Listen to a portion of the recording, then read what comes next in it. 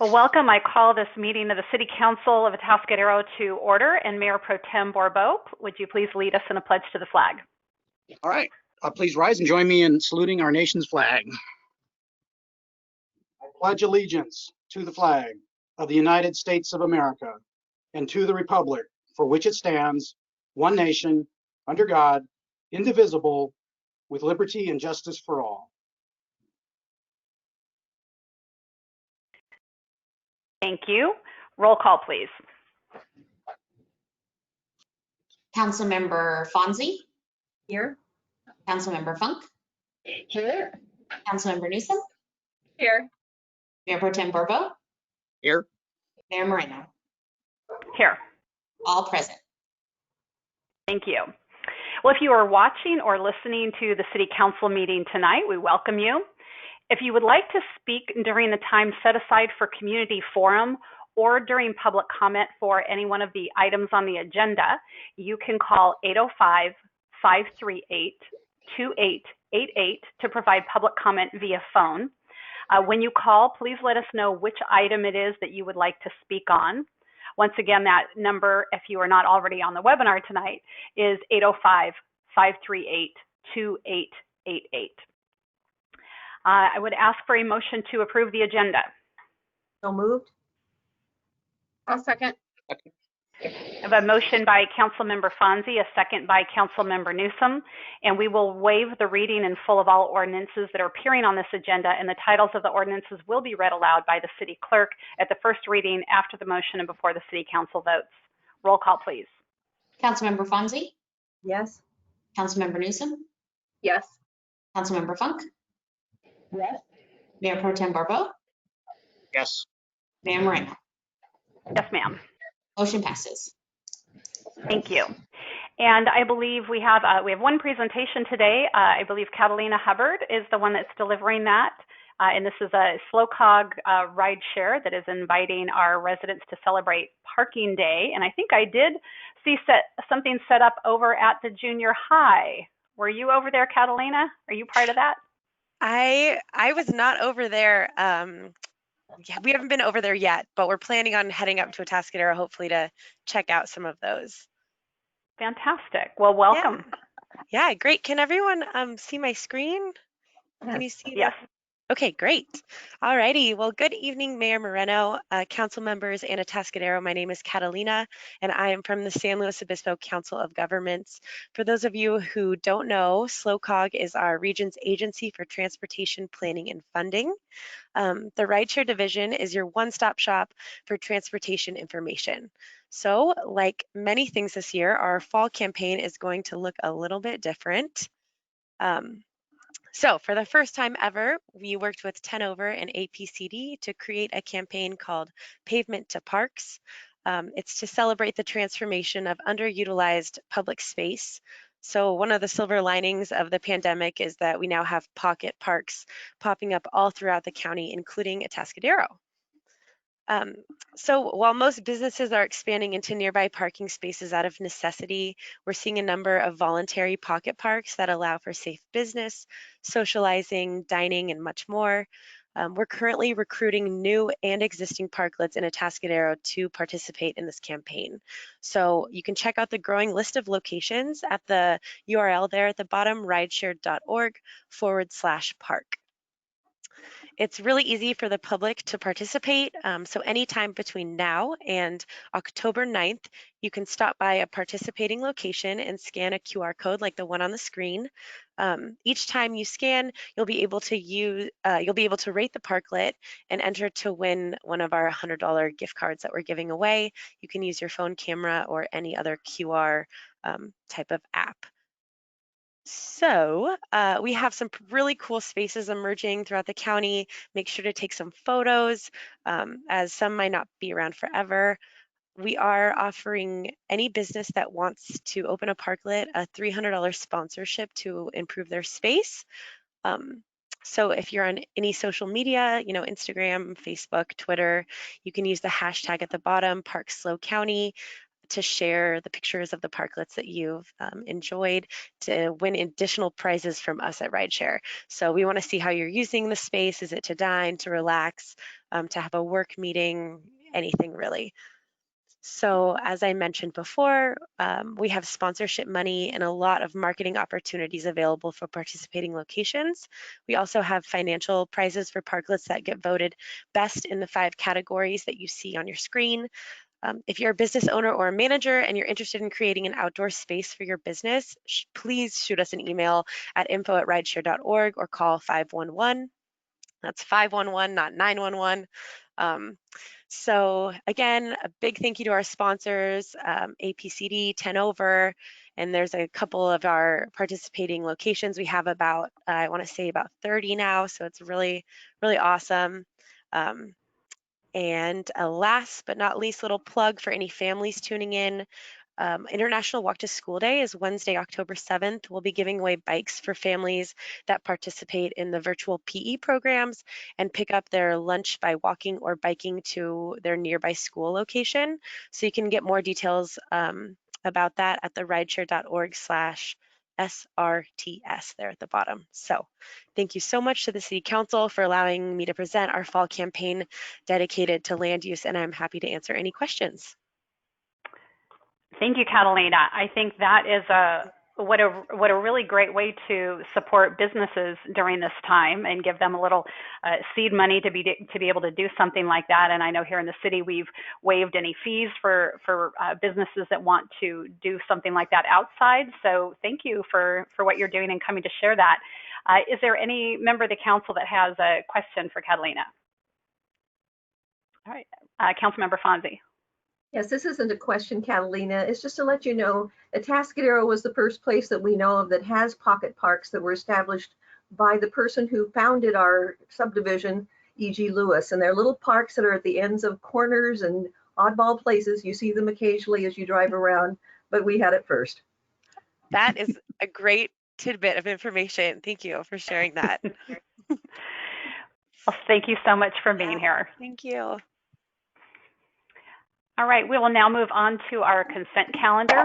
And consent calendar consists of items that are considered routine and non-controversial by our city staff and will be approved in one motion if there's no member of the council or public who wishes to comment or ask questions.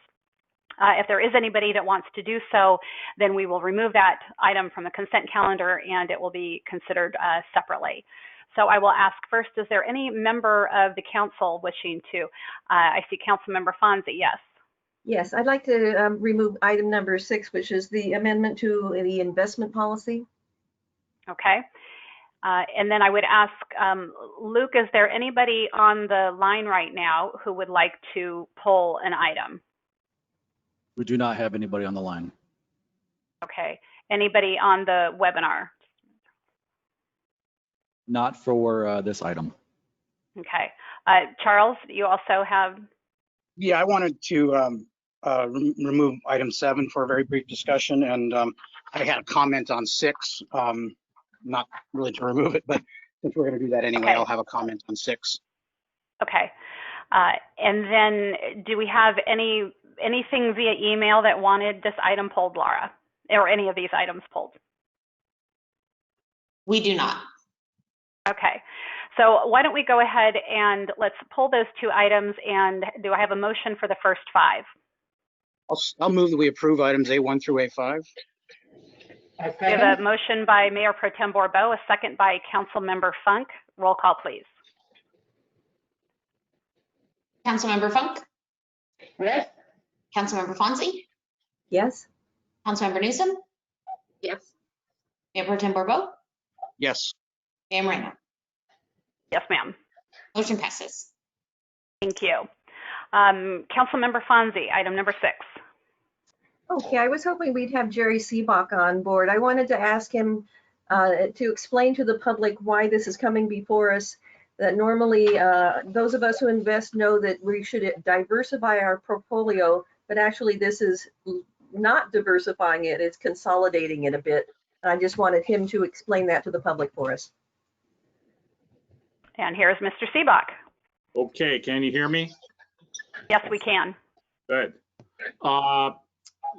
This, first of all, we are required to periodically have the investment policy reviewed and adopted by the city council. So this is following that. It's regulated by state law.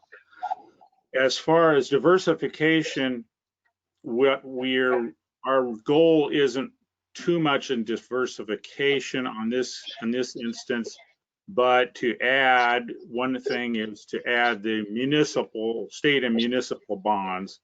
So it is a mild form of diversification because instead of being all federal type debt, this is state and local.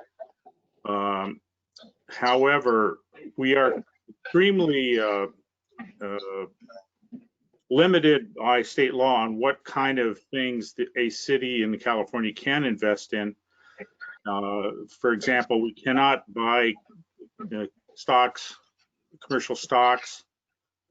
We cannot buy bonds from an agency, a non-government agency, and so we're looking at things like different kinds of bonds and different levels of oversight. So a couple of years ago, I requested that we added supranationals, and your council approved that. Those were bonds of international banks, and we have invested in some of those. Right now, the yields on those are not any better than what we could get with U.S. agency debt. The local, state and local bonds, some months ago, when this financial meltdown was in its earlier stages, there was some opportunities where those state and local bonds were paying a better return than anything else that was available. But we didn't have it in our policy, so we kind of missed the boat there. We could have hopped on it, but it wasn't provided for. So we started talking about it, and myself and the finance staff, and then the way the market went, everybody snapped up those local, state and local bonds that were good paying and safe, and now they're not as attractive as they were. And in fact, right now, I'm not sure we will buy any at all. If we do, it would probably be general obligation bonds. Those are ones that a city or a county or a school district or a state has a voted tax base, usually property tax in California, to pay those bonds. So they're considered a very safe investment. But again, those have all been snapped up. So what we're looking at is very, very low yields available on almost all counts. And I don't want to have all of the money tied up in the state treasurer's local agency investment fund. Although it's been good, it's been better than many of the other investments in terms of yield. But for one of the reasons, as Councilwoman Fonzie said, we don't want to have all of our eggs in one basket. So we don't want to be all in the state, all in the federal. We do have commercial banks, certificates of deposit, which are a good investment. But again, by state law, we're limited to no more than 30% of our portfolio in those, and we're often bumping up against that. So we are just looking for opportunities as they come up that we can, next time we can move into them if it makes sense. And the other thing we're doing, that we're asking, is the limit on U.S. agencies be limited, be taken off. Our policy for many years, predating me as treasurer, probably from the beginning, has said no more than 40%. And my recollection was that most investment policies from cities and counties did not have that limit. And the staff did some research and found out that was true, that state law does not provide, doesn't mandate a limit. And right now, that is maybe one of the best yielding things, although we're talking about a difference between 0.5% and 0.7%, something It's pretty dismal, and certainly we would not be willing to take any kind of risk in order to get, risk of losing $1 million if we get $5 or $50 more interest on something. Doesn't make any sense at all. So that's what we're all about, is trying to provide for as much diversification as we can, but we're staying within the state law and good practice as much as we can. Now, as I pointed out in this item, the Finance Committee, which includes 2 council members and some others, recommended this change. So I'm hoping that you will adopt it. And it will not be a radical change at any given time. We very incremental. We do move slowly and deliberately. I'm sorry, that's me. And it's the fact that the city doesn't have a lot of staff to be wheeling and dealing in the financial markets. I don't have time, and they don't have time to be doing that. And especially the small amounts that we have, it doesn't make any sense to to spend hours and hours of staff time chasing a few bucks of interest. We can do things with our ladder process that every 5 years they come due. And so every month or so, something is coming due. That's the best that we can do, I think, under the circumstances. Thank you, Jerry. You're welcome. Thank you for the question.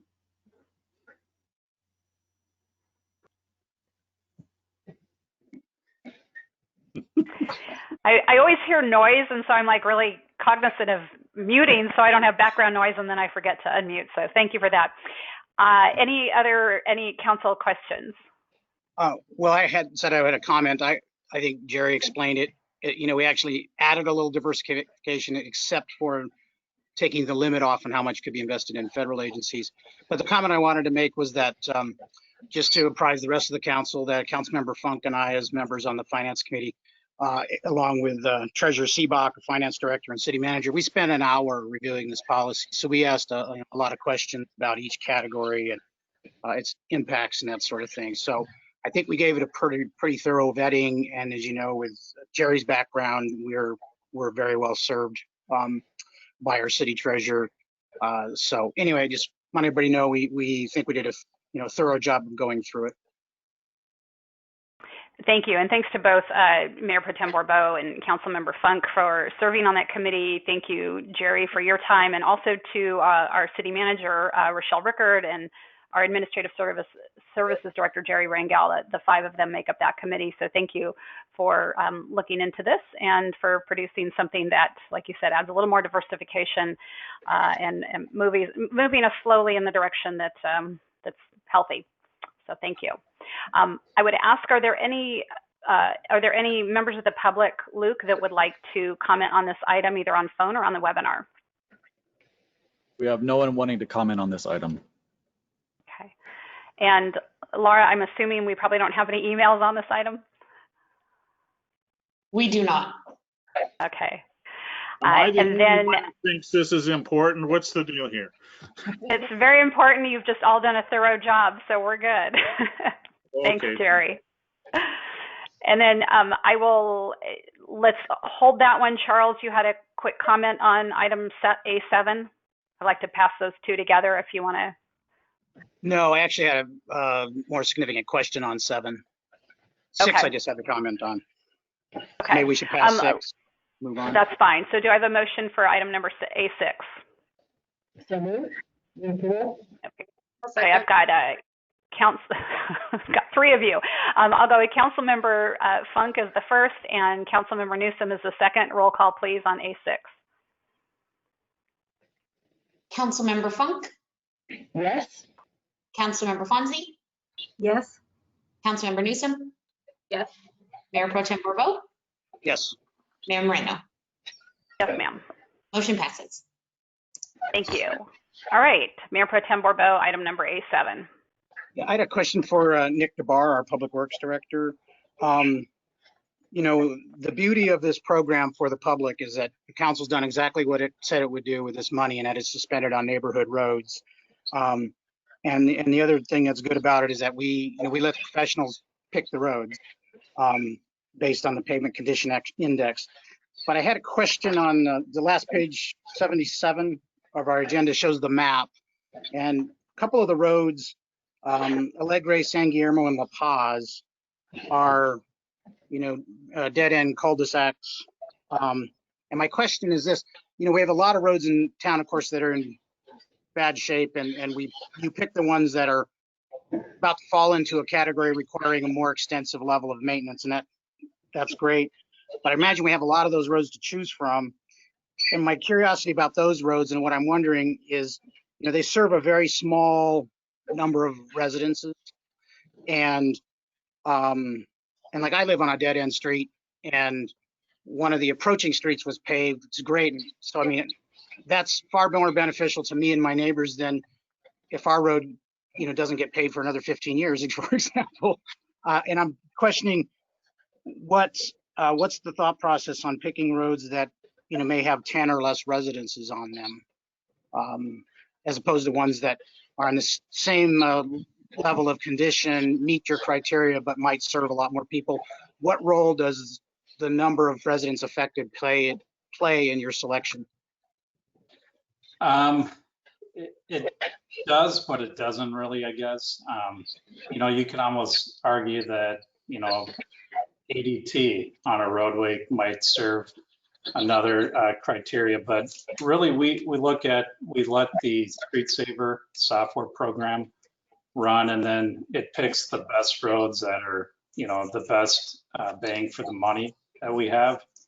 And so it doesn't really play much of a role in how many residents and everything else. I know there's 3 cul-de-sacs this year, which is kind of unusual, but it is the south end of section of town that we're doing, and there's more cul-de-sacs in that area, and it's maybe more likely we'd have some of those. If you look at Alegre, there's 10 homes on that, and it's only 460 feet long. I know it primarily just serves those homes, and nobody else probably drives that road. But then San Guillermo is 920, it's got 6 homes, so it's like average frontage is about 150 versus 50 feet on Alegre. So, but it doesn't really play much of a role. What we do is those roads are local roads, so they're not going to be designed to the same pavement section as like El Camino, or even a collector road like Portola or something like that. So it won't be as thick of a pavement. It won't be as expensive, square footage as some of those other roads. So I guess, I don't know if that answered your question or not, but we've never really factored in the number of homes or ADP or anything like that into the roads that we select. All right, thank you. And you guys are doing a great job of getting good value for our city and how you manage the projects.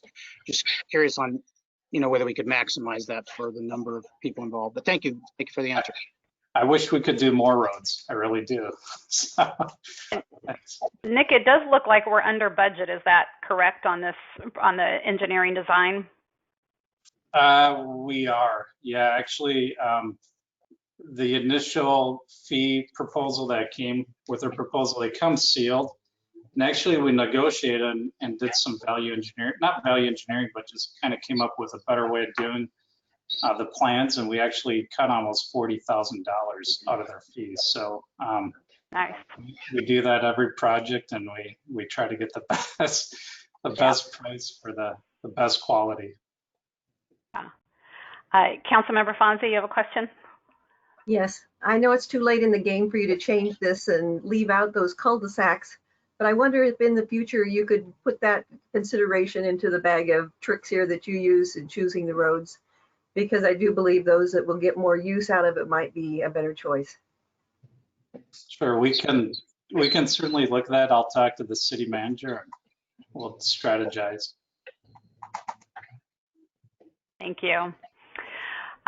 I would ask Luke if we've got anybody on the line who would like to comment or speak on this item. We do not have anybody wishing to comment on this item. Thank you. And Laura, any emails that have come in? No emails. Okay, thank you. So I would ask for a motion on item A7. I'll move approval of item A7. Second. We have a motion by Mayor Pro Tem Bourbeau, a second by Councilmember Fonzie. Roll call, please. Councilmember Fonzie, Yes.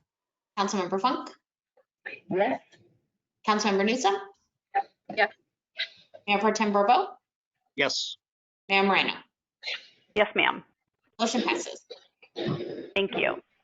We are now on to updates from our city manager. Good evening, Mayor and council members. Can you see my screen with the city manager updates on there? All right. I have a couple of items I want to talk to you about tonight. First is our summer 2020 concerts in the park. Only they're virtual concerts. We are continuing our fantastic lineup of bands for our 2020 summer concert series, with all of our concerts happening virtually on select Saturdays through October 3rd. We have amazing virtual lineup that you can enjoy from your own backyard. These concerts are available live on KPRL from 6 to 7 p.m., or you can watch them streaming on the city's YouTube channel at atascadero.org/YouTube. The YouTube feed is on from 6 to 7:30, and the KPRL feed is from 6 to 7 p.m. Either way, you'll be sure to add it to your evening entertainment list for this Saturday, September 12th, with the band Soundhouse. Additional virtual concerts will be held on September 19th with Rockin' Bees Band, and the final concert of this year's series will be held on October 3rd with Ghost Monster. The concert videos that have already aired are also still available for everyone's viewing pleasure at our city YouTube channel, and we would not be able to bring this concert series to you without all of our really fabulous sponsors. So thank you to our sponsors there at the bottom of the page.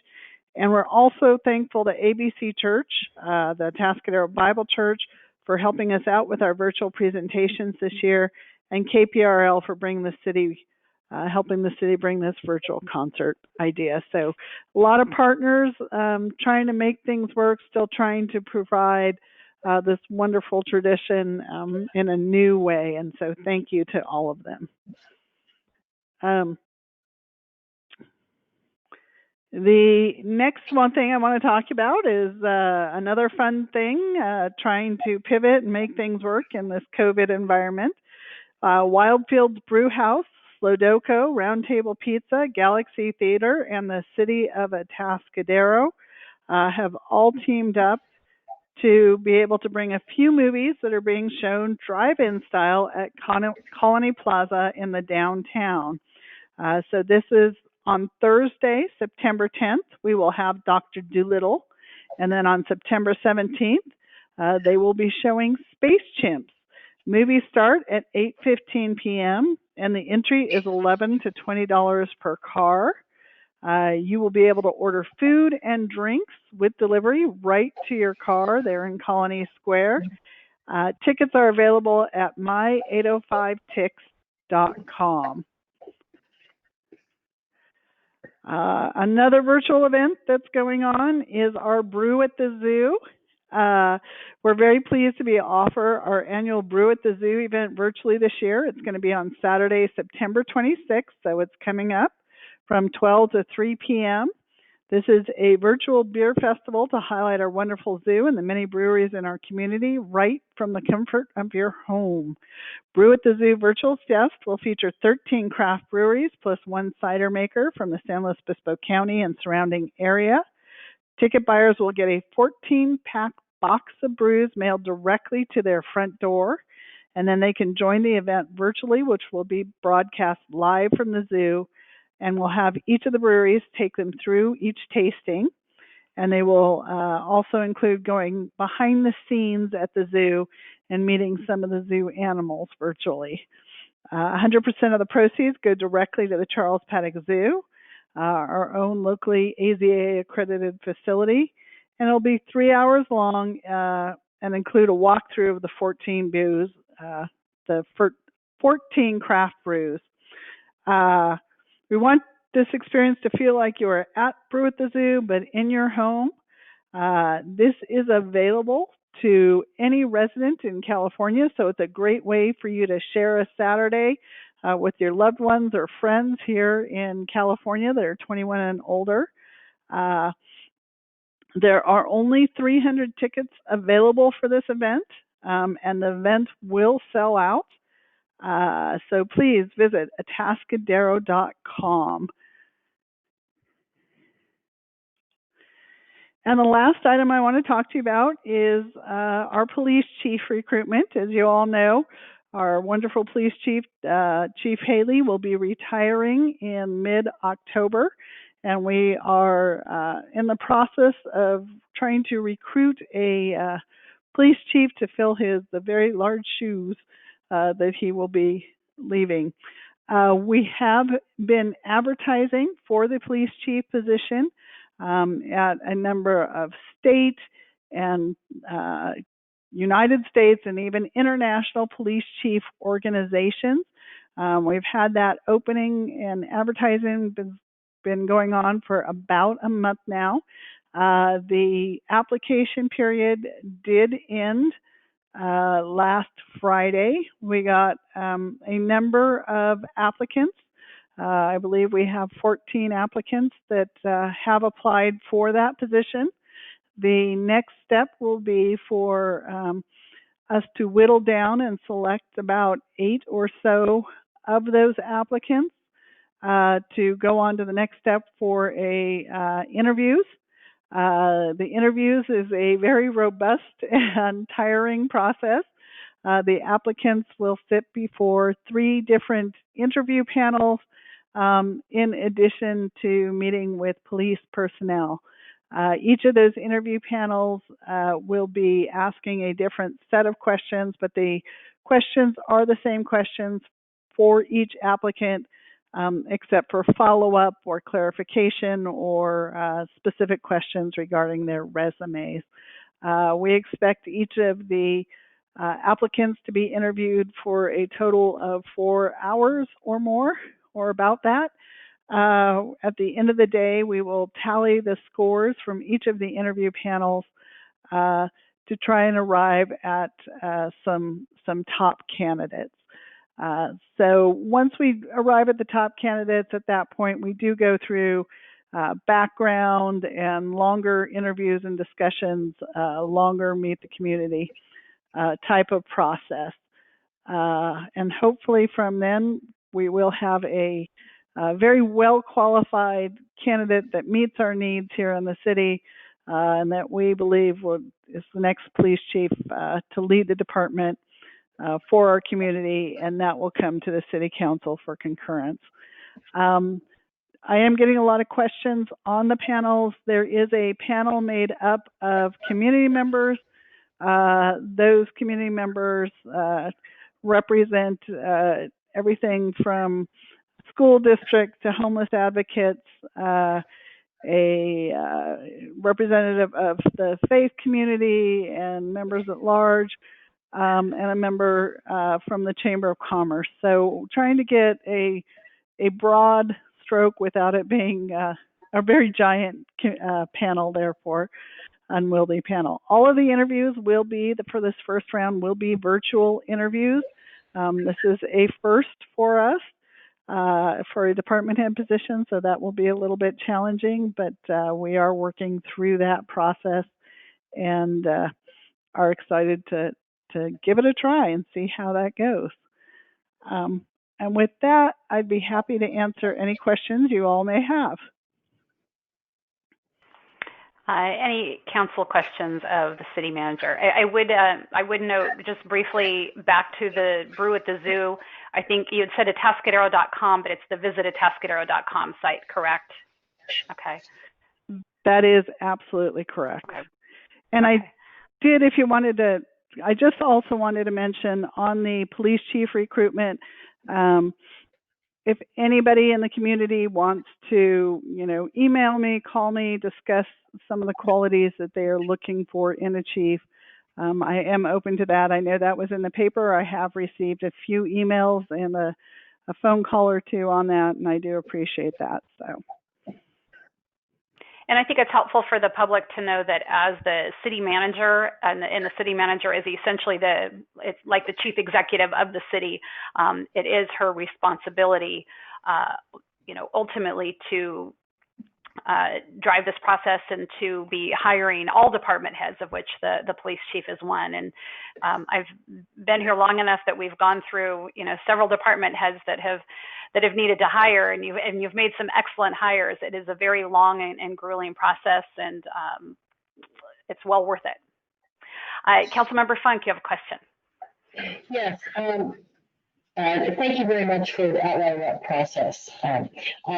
The question is, on our agenda for our next meeting, which will occur as the results of those interviews are being evaluated, is there anything currently scheduled for the council to give public input on the qualities that we're looking to see in the police chief?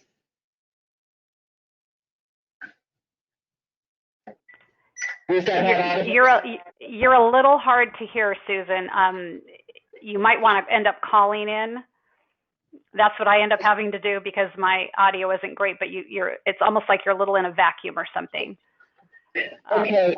But I can repeat for her. She was asking if, as you've gone through the process, if at the next council meeting you were looking to put something on the agenda to receive input.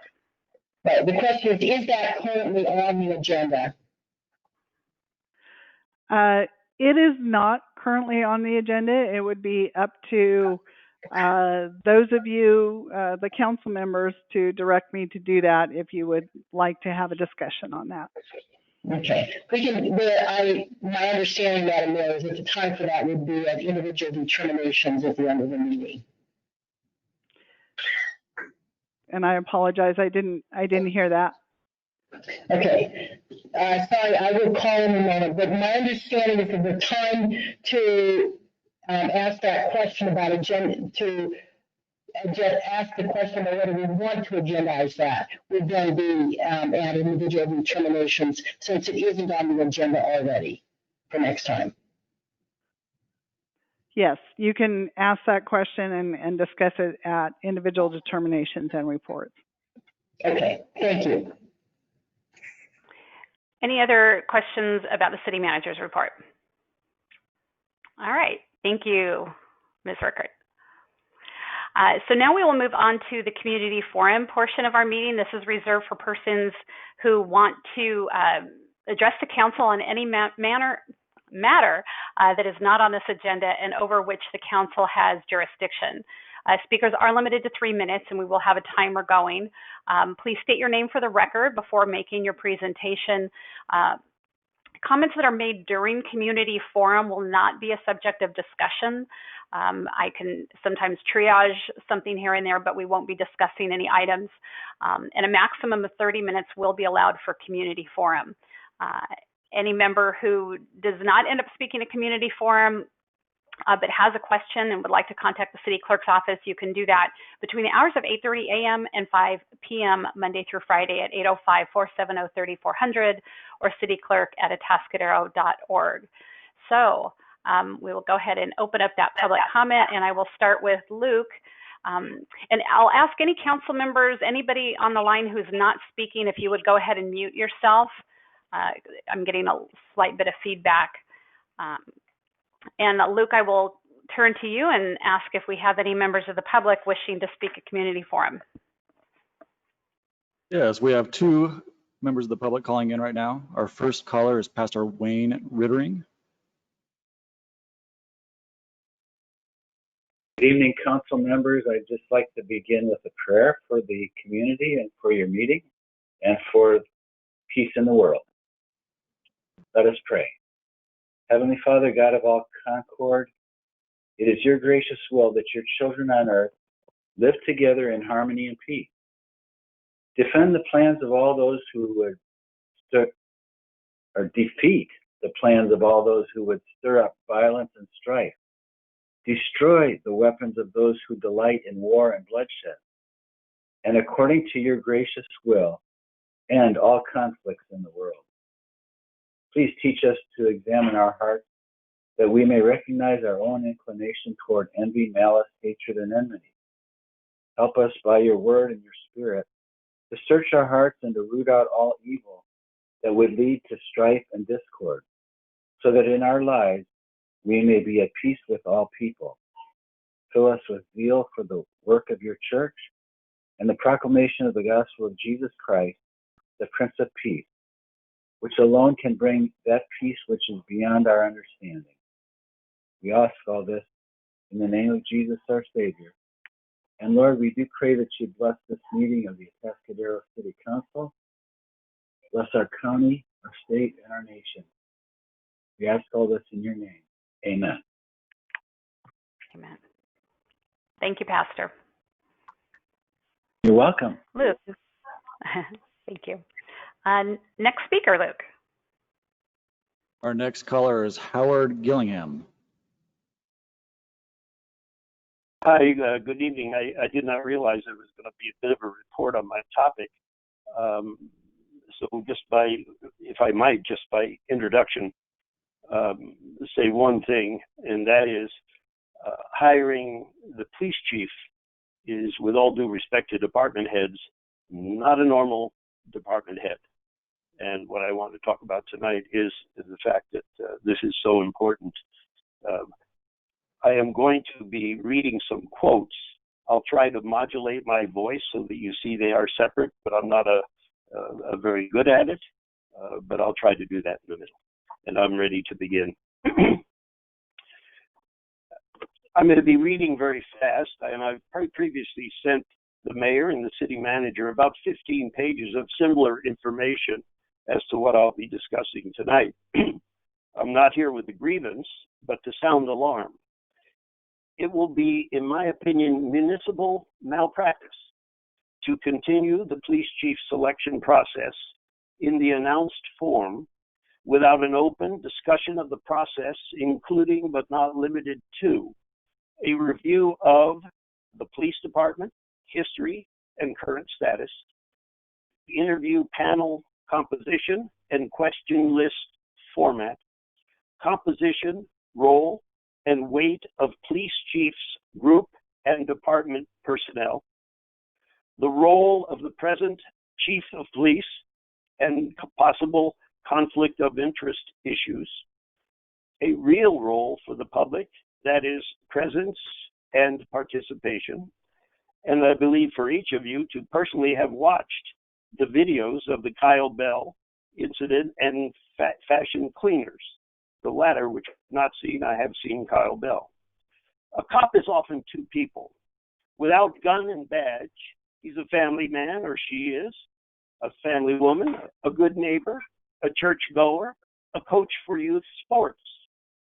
And with a gun and a badge, I'll let 1 out of 5 cops tell us, in their own words, out of 5,000 Facebook posts, not whispers, posts, from 8 different city departments that cooperated with this study, each a separate post.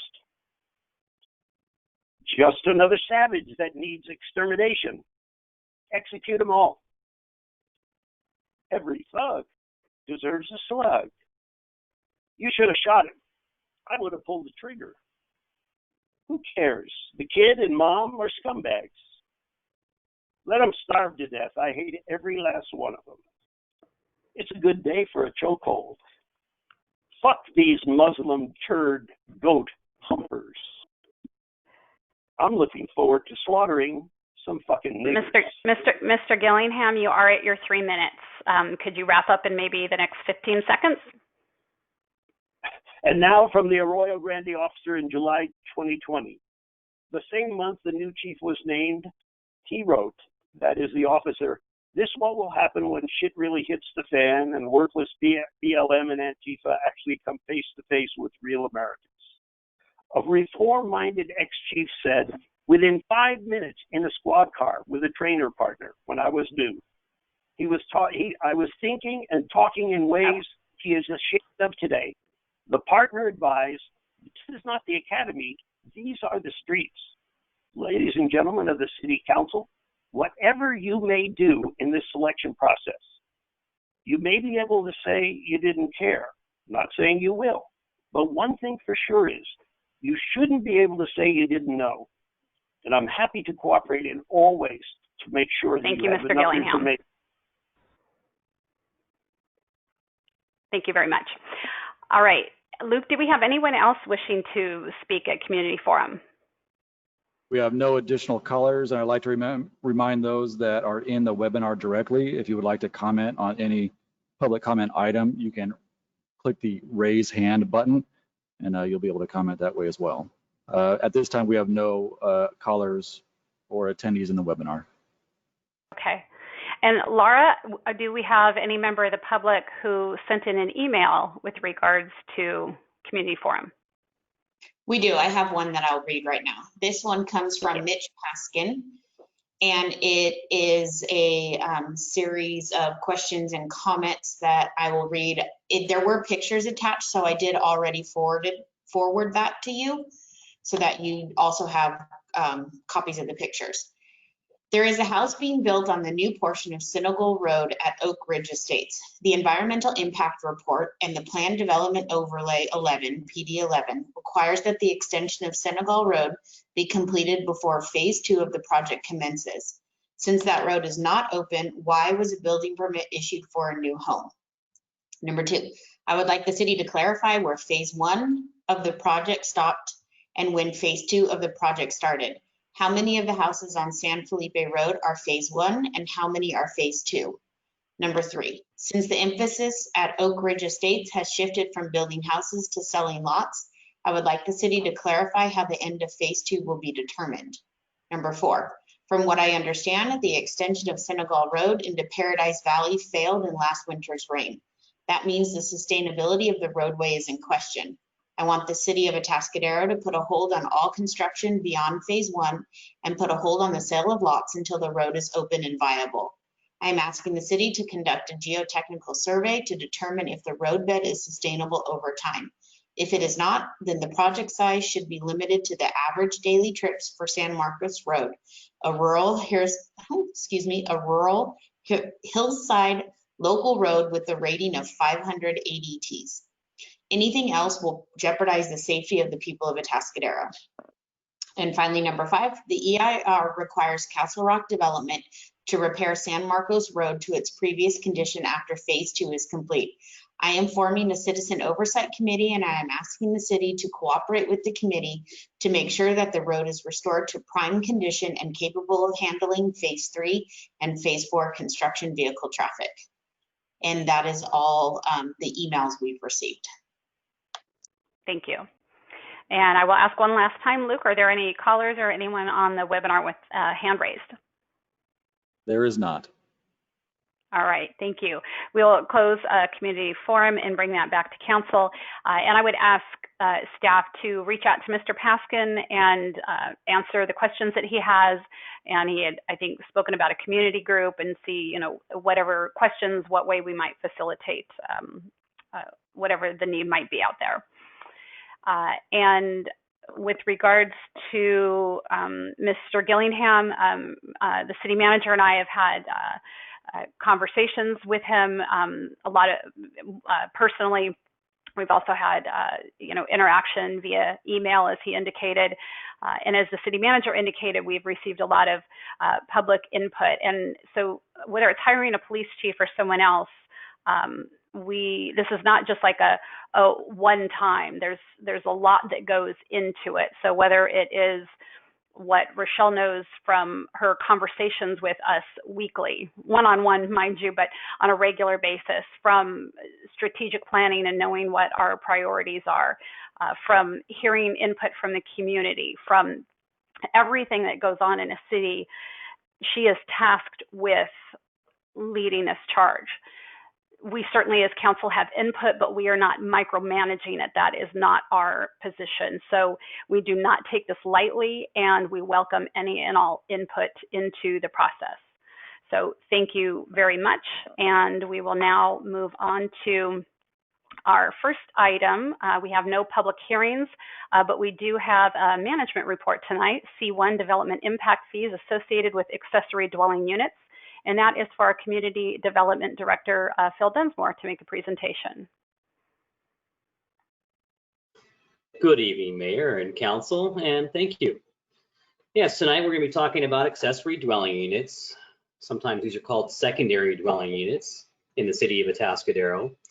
And we're going to be talking a little bit about what the state has done over the last couple of years. They've made several changes in terms of state law, and one of the most notable was the change that was made to Senate Bill 13. And we'll get into that in just a little bit. But what I want to really touch on is, what is an ADU? I mean, in basic terms, it's really a small, either detached or attached unit that the state allows to have on a property in addition to what we call the primary residential unit. They can be inside the house, they can be attached and accessed from the outside, they can be completely detached from the house, several different formats, but all really the same thing. They're an accessory unit. Our code right now does call them secondary dwelling units. We'll probably go in and be changing that so that we're synonymous with what the state is calling them now. Back to that Senate Bill 13 that actually passed. Yes. Phil, Director, we're not seeing your slides. We just see your GoToWebinar page. So I'm assuming you might have some slides that you're wanting to show us. Oh, you're looking at the wrong page. I do. Thanks for mentioning that. I never even asked the question. Ah. Well, and it's funny, everyone who asked the question, the answer is yes. You don't ask it, and the answer would have been no. Well, thanks for chiming in. Let's make that happen. Let's get to the right screen. Let's see. I've got to flip through the screens there for just a moment.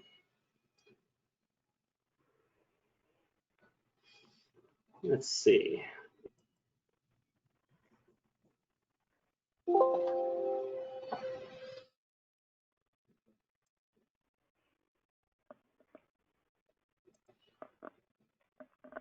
How about that one? Is that correct? There we go, yeah. Still not? We're there? Okay, good deal. All right. Anyway, you didn't miss much. I was just showing these different forms of what an ADU is. And then back to where I was, Senate Bill 13. It really became effective this year, January 1st. We have already been under Senate Bill 13 since January 1 and have had to adjust our fees accordingly. For the most part, and for most cities in California, this means that they can't charge development impact fees for accessory dwelling units. Most communities have smaller accessory dwelling units. In fact, for example, the communities around us, several of them have a limit of 450 square foot. So they don't really have to worry about this other part. The primary part we're talking about tonight is, what do you do when you have a larger accessory dwelling unit and the state does allow you to charge some development impact fees for it?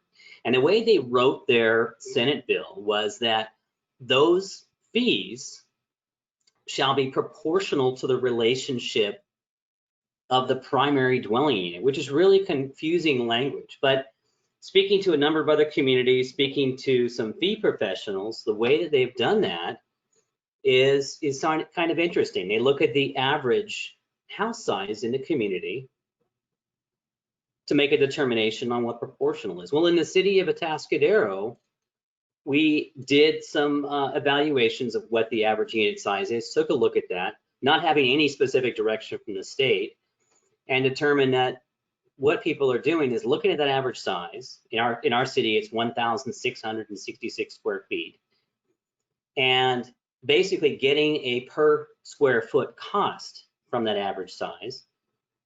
So in our case, it would be $10.45 a square foot if you look at the average development impact fee. And I will note that in the city of Atascadero, like many other cities, we have a little bit of a sliding scale for development impact fees based on where you live, based on what your lot size is.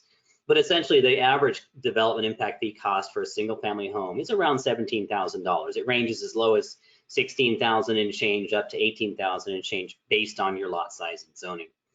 So the math I've got on the screen now is based on that $17,409, which is sort of the middle of the run cost. But based on that, the cost per square foot, if you took it down to the average size house, is about $10.45. So what you can do with that number is give yourself a calculator to determine what the cost should be for an accessory dwelling unit. In this case, I've called it SDU on the screen. I meant to call it ADU. See, I'm already confusing the two names. Anyway, from my calculation here, what I've done is estimate what it would be for a 1,000 square foot dwelling unit, accessory dwelling unit. In that case, it would be $10,450, which does appear to be what the state is after in terms of being proportional to the cost of a primary residence, which in this case is about 1,600 square feet. Now, obviously, in the city of Atascadero, we've got residences that range all the way up to 20,000 square feet and down to 500 square feet. It's interesting, if you look at the math, the smaller your average size is, the greater your cost is going to be for an accessory dwelling unit. What we did when we did this analysis using GIS was look at single family dwellings on the properties and other houses in multifamily zones. We didn't look at apartments. We didn't include mobile homes. We did that because a lot of the apartment properties and mobile home properties don't necessarily have the room to fit an accessory dwelling unit, and we're less likely to have those accessory dwelling units, although they are allowed to have them.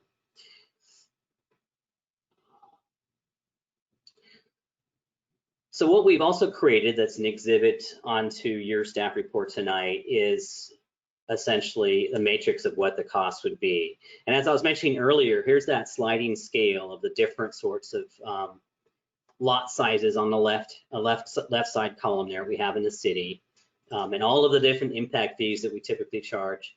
And what this tells you is what that square footage cost would be on the far right column for an accessory dwelling unit. Now, it's important to keep in mind that if the dwelling unit is less than $750, we cannot charge any of these fees.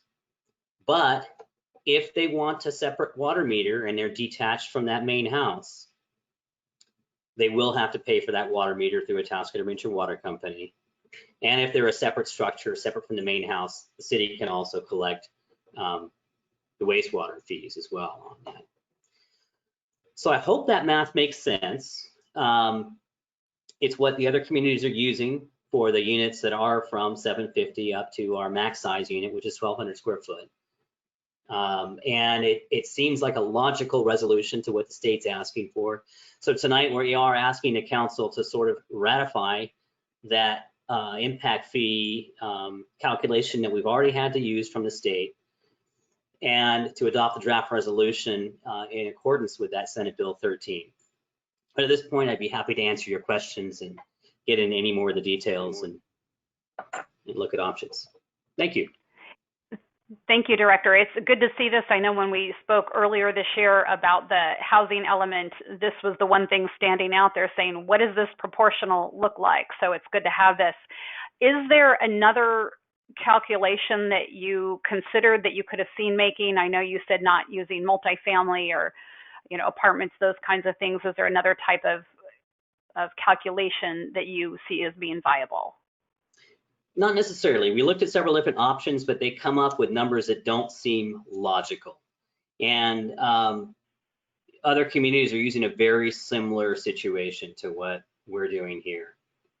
So there's not really another perfect solution that exactly fits. Now, if you were to go with a situation where I did hear one community going with, which is the size of the house that's on the actual lot that's being shared with the accessory dwelling unit, that comes out very awkward, because in that situation, let's say someone had their main house was only 500 square feet, which we do have a few of those, and they wanted to build a 700 or 800 square foot accessory dwelling unit.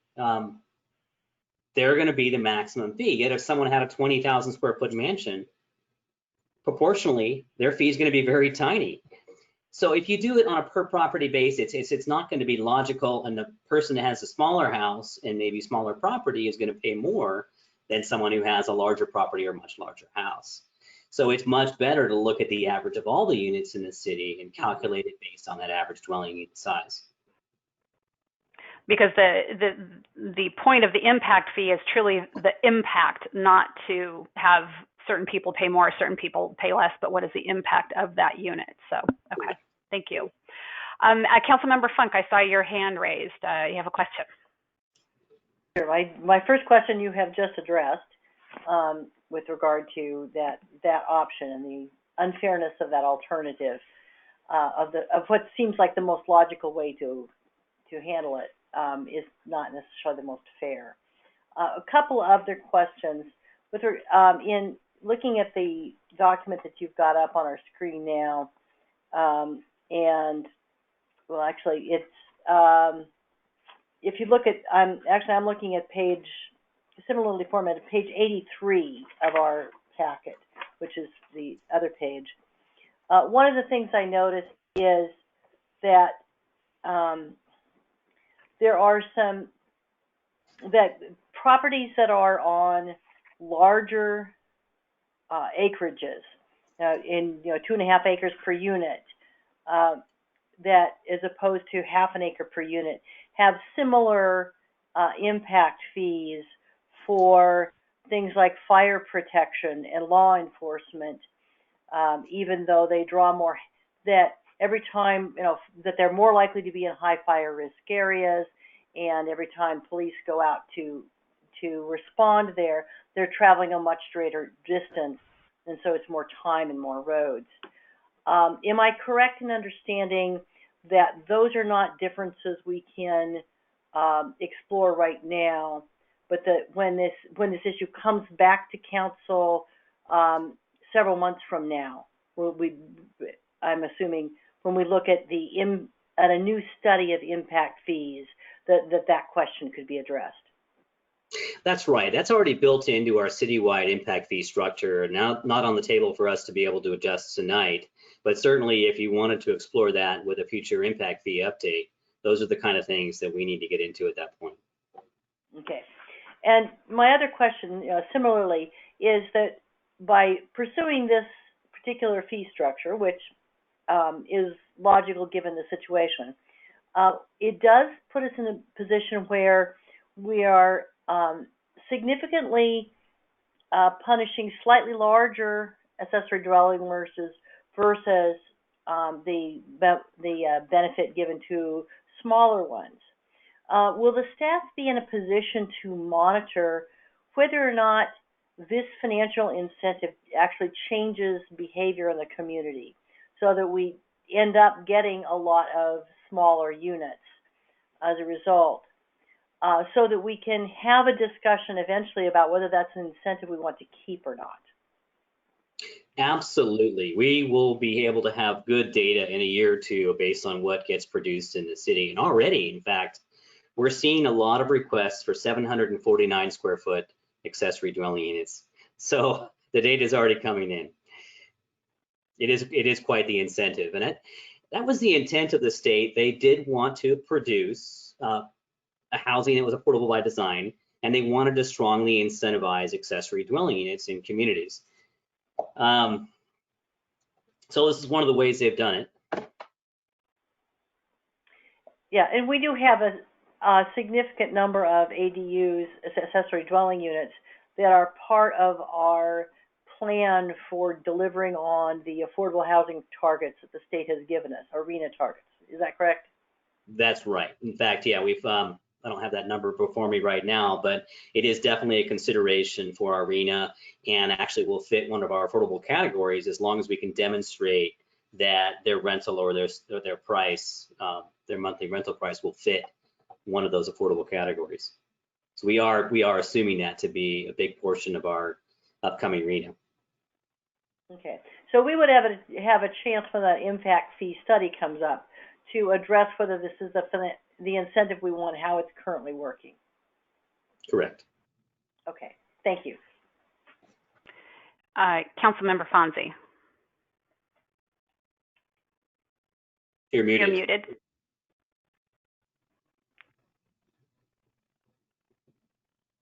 Thanks. Sorry about that. I was wondering if I could ask a question of the city attorney.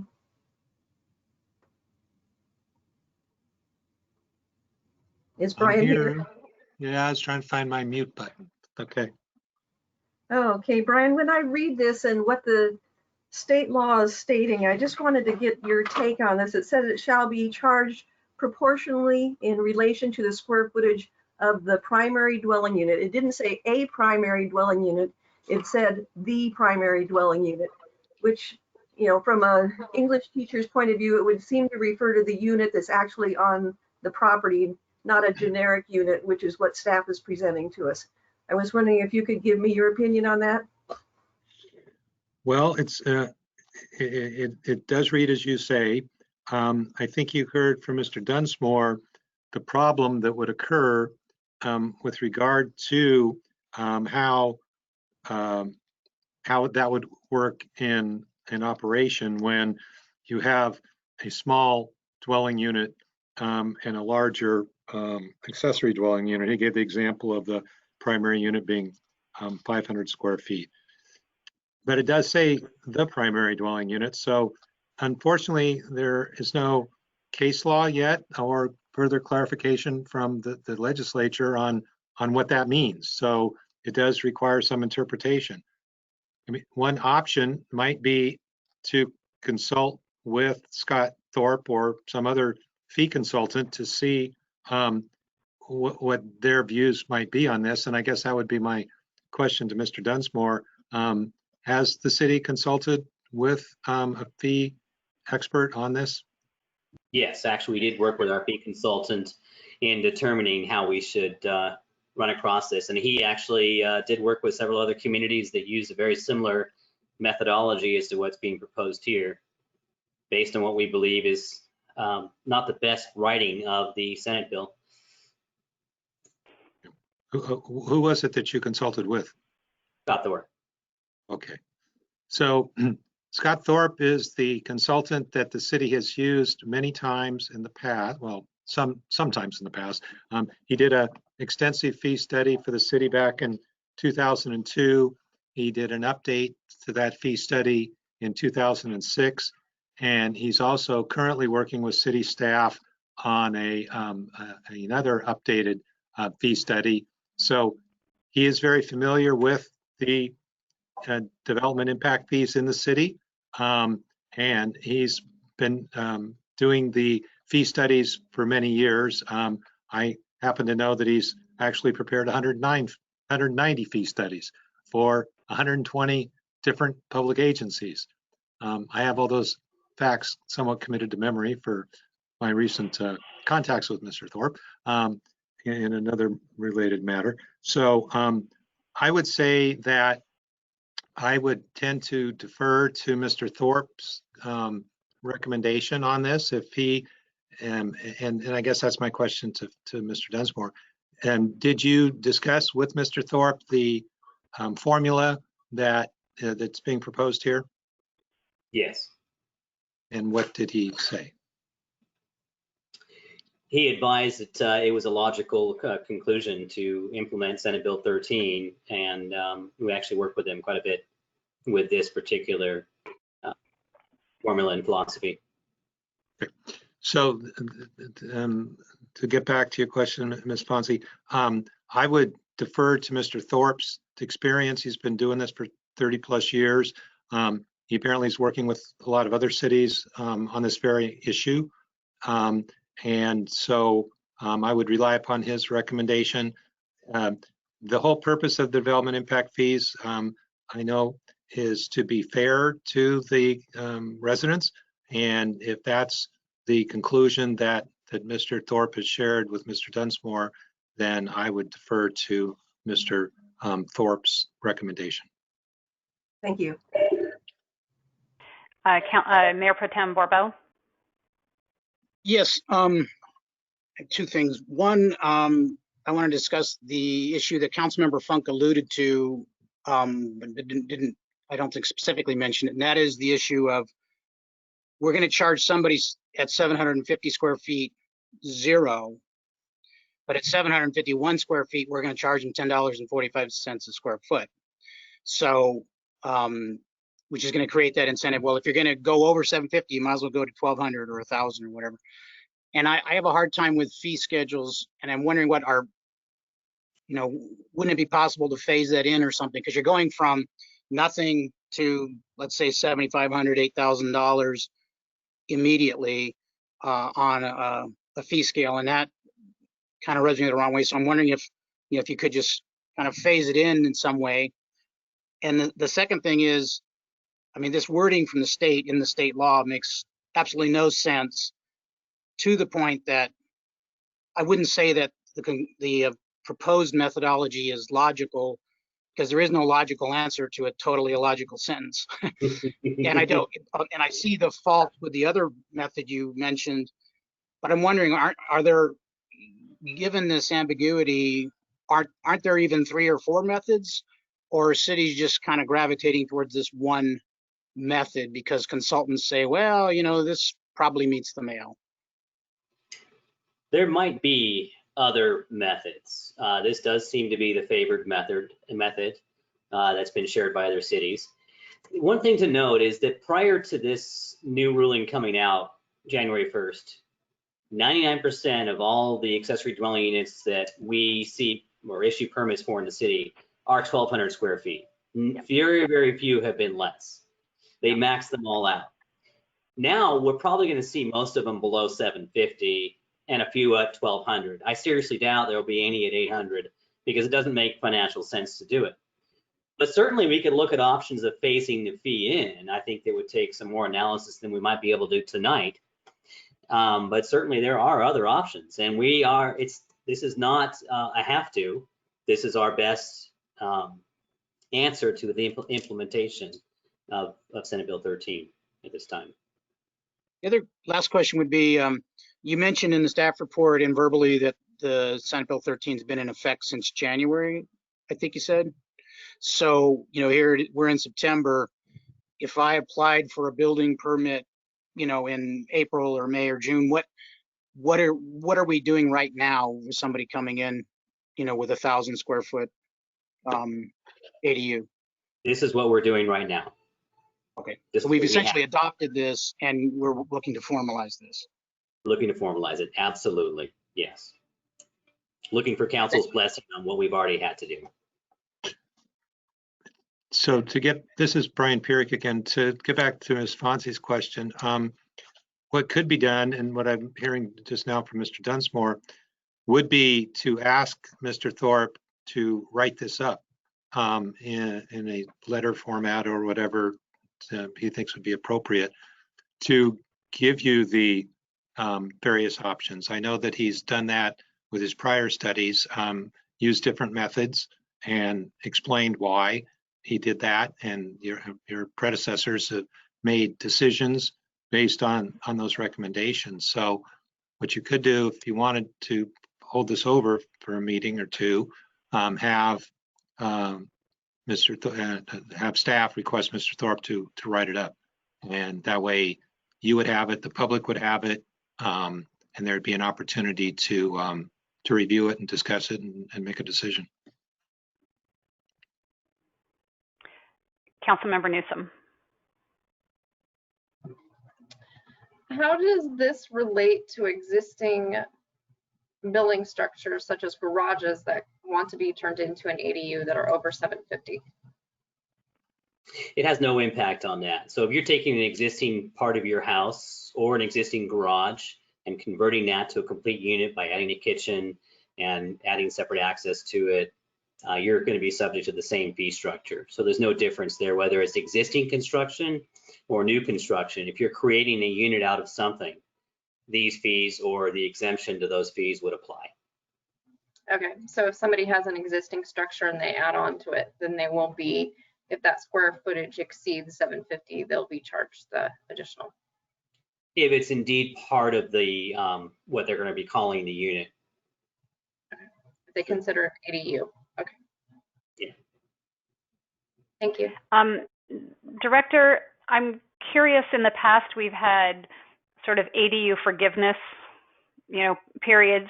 And so with this new law and the new fee structure, would those that are, that have those 1,200 square foot and under units that have been on the books or not on the books, but have been around for, years, in some cases decades, would they be able to come forward over this and actually make their ADU conforming if they meet the requirements and pay the reduced fee?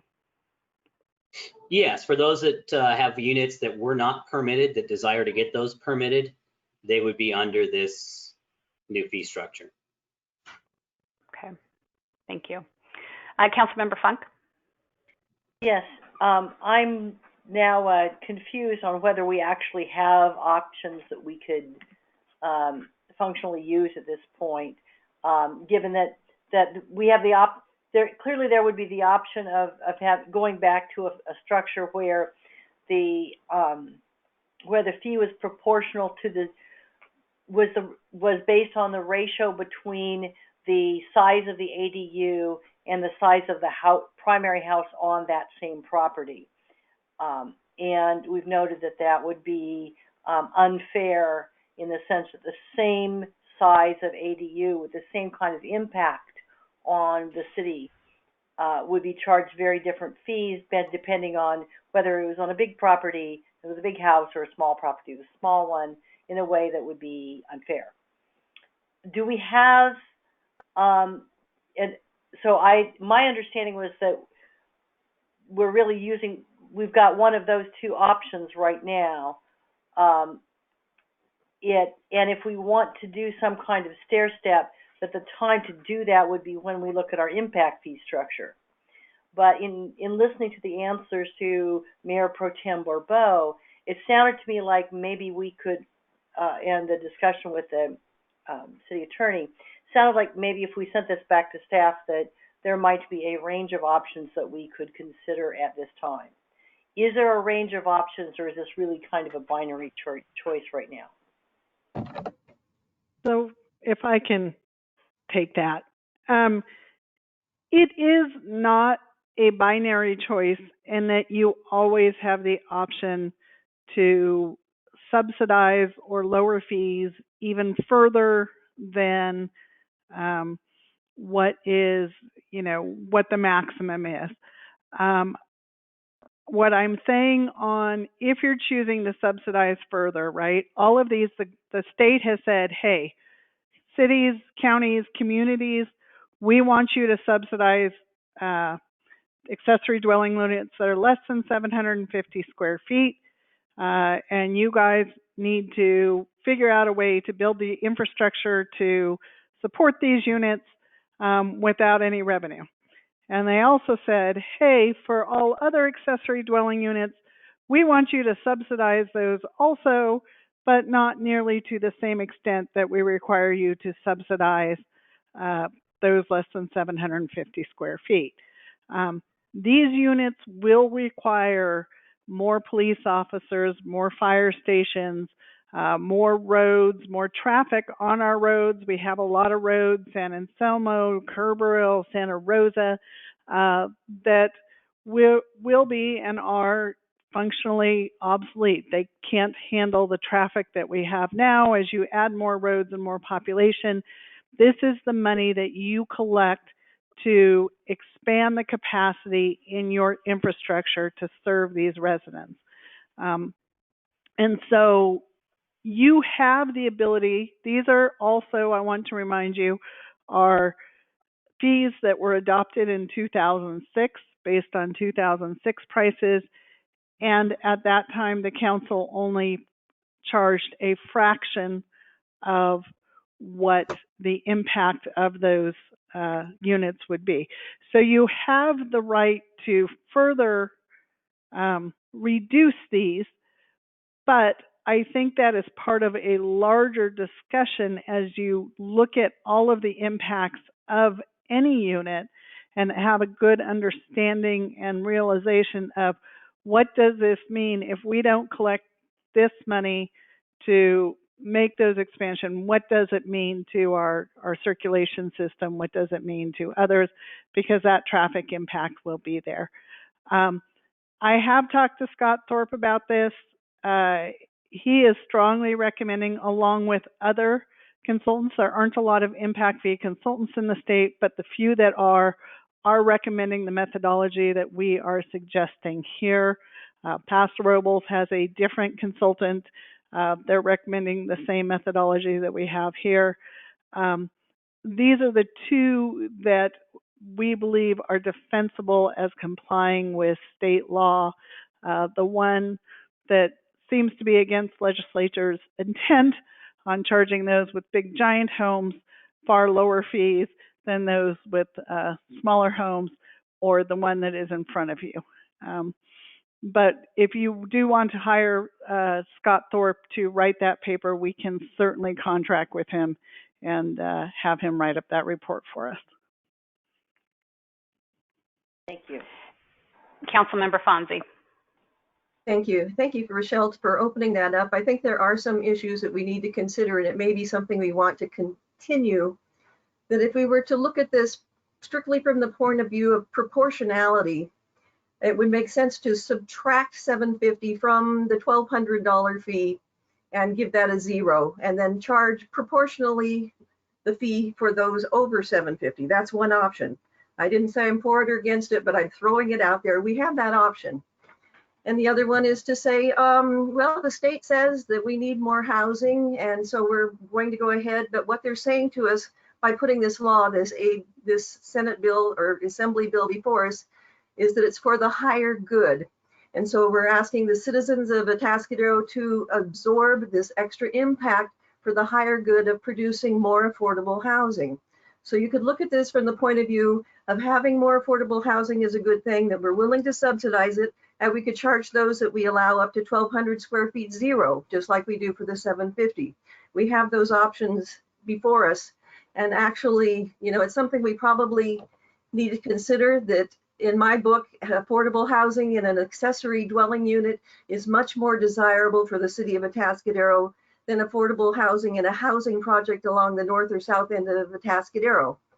And I think the impacts would be much higher for a housing project of that sort, and much lower for those that are built behind a home where the landlord is in the big house and the tenant is in the small house, and they take care of a lot of problems that the police and others don't have to mess with. So I'm just thinking, you know, maybe we'd like to continue this and give it a little more thought before we act on this. Somehow it seems unfair to me that 750 pays 0, and anything over that, when we allow them up to 1,200 square foot, seems wrong. That the idea of at least proportionally dividing that and making it make sense, you know, at least from my perspective, has some merit, although it has a financial cost, which we need to consider. So okay, we're starting to get into deliberation, so yes, I'd like to pull us back from that. It's important that we have this sometime, whether it's now or later, but it is a big question. It's not a small one, and I don't think it's something we want to rush into. So with that, are there any further questions of clarification before we go to public comment, not deliberation? Councilmember Funk. Is there any adverse, since the city has been using this methodology for the year to date up to now, is there any adverse consequence if the council were to choose to change methodologies? Are you taking that, Phil, or would you like me to? It's Brian. I'd like you to do that, Brian, please. Well, I would say this about that. Since the methodology that the city has been using is the one that Mr. Thorpe has recommended, and that it's the one that apparently the consultant, a different consultant for Paso Robles, has recommended, I believe the city is on solid ground for using that method. The question about whether you can change or not, yes, you can change, provided that what you change to is consistent with the Mitigation Fee Act and the laws regarding accessory dwelling units. So if, for example, Mr. Thorpe, if you decide to have him present you with options, present you 3 options, and the current one that's one in use now is option 1, but he presents 2 other options that in his opinion are consistent with the Mitigation Fee Act, you would be able legally to choose one of the other 2 options. Okay. And do we have any idea of what the scope of this consulting contract is relative to we get a certain number of ADU applications a year, and we're talking about the difference, you know, potentially of a, say, if in something like the councilwoman's methodology, you know, a few $1,000s. Do we have any idea how the size of the study might be relative to the size of the fees that we're discussing? If we have to hire an expert to give us options. I do not know that answer. I would have to talk to them, talk to various consultants. We would go to the one that did the original work and is working with us now. But I'm not sure that he has a lot of other options out there, so it might be expensive to go out and look. Certainly to do the math for subsidies and some of that, you could, that wouldn't be that expensive to do that. Thank you. Any other questions? All right, seeing none, Luke, I will ask, do we have anybody on the phone who would like to speak on this item? We do not have any callers for this item. Anybody on the webinar who's raised their hand who would like to speak to the item? I do not see any raised hands. Okay, thank you. Laura, do we have any public comment via email? No emails. All right, thank you. We'll go ahead and close public comment and bring it back to council. What I would like to propose is that it seems like there is some interest in looking at possibly scaling or further subsidizing or phasing or doing something. It can't be done tonight. And what I'd like to look at doing is, let's put this in place so we have that structure in place to take care of what we need to. And from what Phil said and what we've known all along is most people go for that 1,200. So now if they're going 750, there's probably not going to be anybody in the middle, but we certainly want to maybe look at providing that option. So I would ask the city manager, in the fee study we're currently doing, could we give direction to say, hey, what would be the range of looking if we want to subsidize further, what that would look like as we're going through this process? Absolutely, and we have been having discussions even prior to SB 13 about ADUs and smaller units, and choosing to subsidize those units that we feel are more affordable by design. Or, you know, could you do a different fee for deed restricted units or units that can be proven to be affordable by design? As you know from past fee studies, there hasn't been a lot of correlation between lowering fees and affordability always. A lot of that's market driven, but trying to ensure that this is incentivizing what we need, that's all part of the bigger study. Okay. Mayor Pro Tem Borbo. Well, I was sort of wondering the same thing as you, Mayor, but I wanted to ask the city attorney the advisability or non-advisability of, you know, adopting this now. What is the impact versus just deferring on this? I mean, because it sounds like staff is effectively already doing this. So, I mean, do we need to have something in place, council endorsed? Or can we just, you know, defer this for further conversation? Well, it depends on how long you're going to defer it for. I wouldn't think that this is going to be the kind of work that's going to take several weeks for Mr. Thorpe or whoever the consultant is you talk to. So you could adopt the resolution tonight, or you could wait. Would hopefully not be too long to get the input from the consultant as to what other options you are, because from what I'm hearing from the council, there's at least some interest in looking at other choices. So I think the answer to your question is you could do either one. I don't think either is going to put you in a different position than you already are. It's been the practice of the city that Mr. Dunsmore has explained to you that's being presented tonight. That practice is based upon the recommendation that's already been received from Mr. Thorpe. But as I say, apparently there's an interest in seeing what your other choices are. So you could come back and look at those choices, whether you adopt this resolution tonight or not. I guess my concern though is we have a practice that of charging a fee that's not been formally adopted by the council. And does that put us at risk? I mean, if somebody who applied recently and, is surprised by the fee or whatever and goes, hey, wait a second, council never endorsed this fee. Where's this coming from? Is that present a legal issue from your perspective? Well, the fee is, according to the statute, that the fee to be charged is under Government Code Section 65852.2 F3A. A lot of numbers and some letters. And what it talks about is what Mr. Dunsmore explained previously, was that any impact fee charged for an ADU of 750 square feet or more shall be charged proportionately in relation to the square footage of the primary dwelling unit, whatever that might mean. So the city has been apparently charging that fee based upon that direction that's in the government code. Certainly by adopting the resolution, you're not creating any issues. If you were to adopt it tonight, you could adopt tonight and then revisit this at some point in the future. And you wouldn't necessarily have to peg it to a date certain tonight.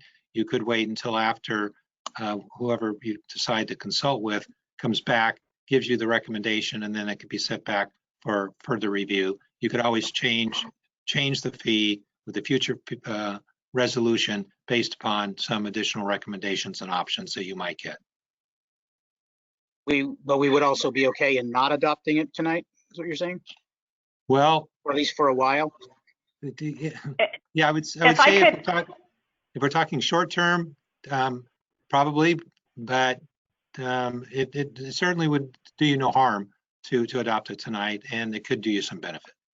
Right. Thank you. Yeah, I would prefer that we do adopt it, because if what's in place just talks about proportionality, you could in theory then someone come in with their 20,000 square foot home and want to build their 1,200 square foot ADU and use the argument that proportionality would be about, this tiny little, 6% of the fee and not the fee that we've determined. So I think it's wise to do that. And I think, Rochelle, if you could let us know, I think in looking at the entire impact fee structure that we have, this could be a piece of it, but that's not something we're going to look at back to council in the next 4 to 6 weeks. Yeah. Definitely not within the next 4 to 6 weeks.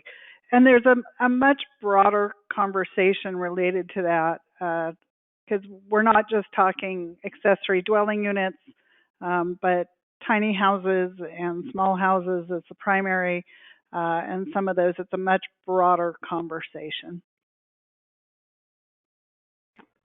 Councilmember Funk. Yeah, I shared some of these reservations about this financial incentive that we're creating for particular sizes of units. And I think that this is a question that we ought to consider. But I don't think that we're really in a position to consider it tonight.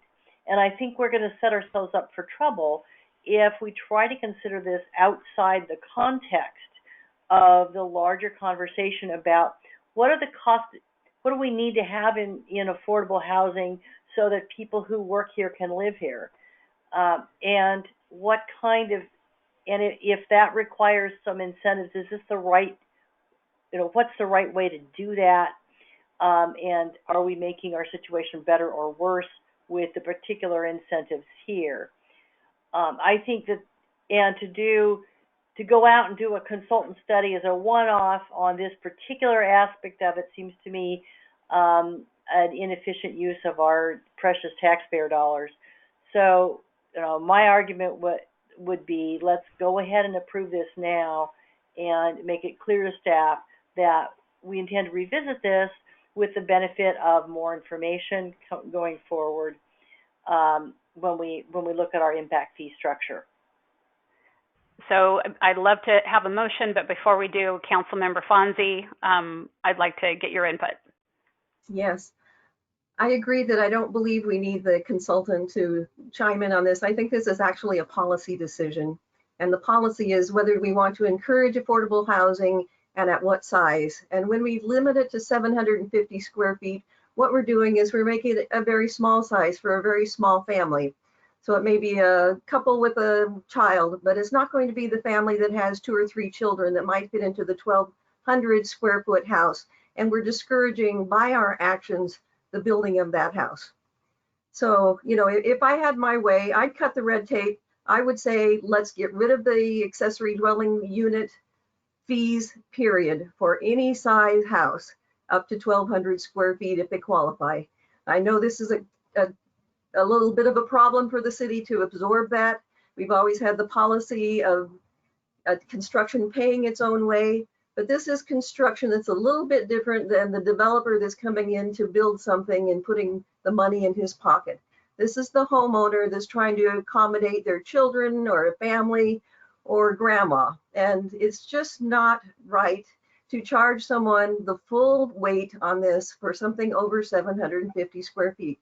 So personally, I will not be able to support this. I think this is a bigger policy question. It needs policy consideration. I think we can do it without any consultants, but we need to get it out there and talk about it.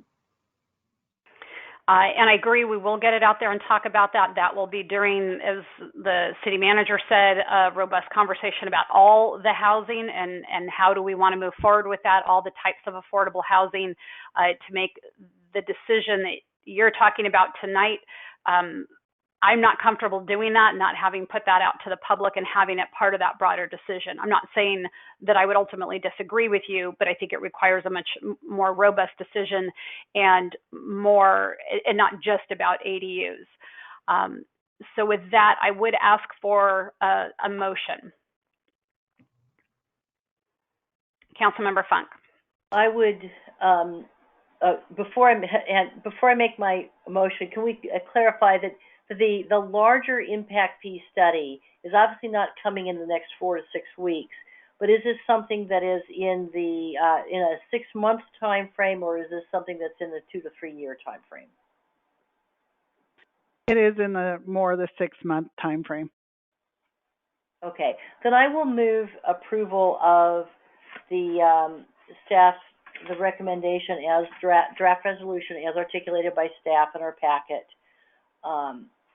And defer my concerns to a larger discussion that we can have some months from now. I had a question. Second. You have a question? Yeah, I have a question before I considered seconding or voting on that motion. I have a question for Mr. Dunsmore, if that's okay. Ms. Dunsmore, how many applications have we received this year for ADUs 750 or less, and how many over 750? You may have mentioned that, but I forget. Yes, we've received, let's see, 4 of them for less than 750. And there's one that's in process now that's greater than 750, less than 1,200. I forget the exact size of that. We actually have not collected any fees or completed any projects that fall in this sliding scale zone. They've either been exempt or they were done prior to this January 1st time. So the ones that we're working with now, that the 4 or 5 have been that smaller size. So yeah, it's been, I think we're I'm trying to judge, okay, because I'm trying to judge the impact of what Councilmember Fonzie mentioned, and to the extent that, to what degree that's a theoretical impact versus how many people it's really going to affect. Of the applications we've gotten this year and in the past, are most ADUs being built on acreage properties, or are they being built on a whole wide variety of properties, including down to half acre or less? I don't have that statistic this evening for you, but it feels like a lot of them have been built on the larger properties, on the acreage properties. But I'd have to do some analysis to really get you a true statistic rather than just my own gut sense of that particular item. What else was I going to say there? Oh, that's about it. What did you mean by we haven't collected any fees yet? Well, we collect the impact fees at time of occupancy when the project is actually complete, even though we assess the fees upon issuance of the construction permit. And if a fee is assessed at the issuance of construction, but later through some action of council or state law, those fee levels changed, are they still charged because of the time of the issuance of permit, or are they? Yes, it's that date of issuance of permit. They actually sign, I promise to pay this amount upon completion. That's their bill. It's done at that point in time. Because in some cases, it might take someone a couple of years to build something after they get a permit, and they go through a series of inspections and delays. And so all of our fees work in that same way based on the date of issuance. So if we did, pass the motion by Councilmember Funk, but thinking of Councilmember Fonzie's concern, if we handed somebody an $8,000 bill or $10,000 bill today, but 6 months from now, before they ever finish their house, the council takes an action to amend, reduce, or eliminate that, unless we specifically included that in our changes, they would be charged the bill that they were handed at this time. Is that right? Yeah, so like you said, you could do a specific action that negates that, or they could come back into the city and say, I'm going to cancel that permit. I want to get a new permit, and that's happened before. They'd have to get new inspections and throw in new plans, but sometimes that's cheaper than paying the fee that they had promised to pay. But yeah, it gets a bit messy. But you, as council, you could state that, hey, if we change this fee in the future and someone has not paid their fees yet and completed their unit, that they be eligible for the new fee. And that's what I was interested in, is whether that possibility would exist. So that get into a spot where people come in and ask for refunds have already paid the fee. So you got to be careful how you do the language there. I understand, but it would be plausible you could do something like that. Yeah. Sure. And we're not talking about a huge volume here, so a retroactive approach to a discount in this, to equity in this small area might be appropriate.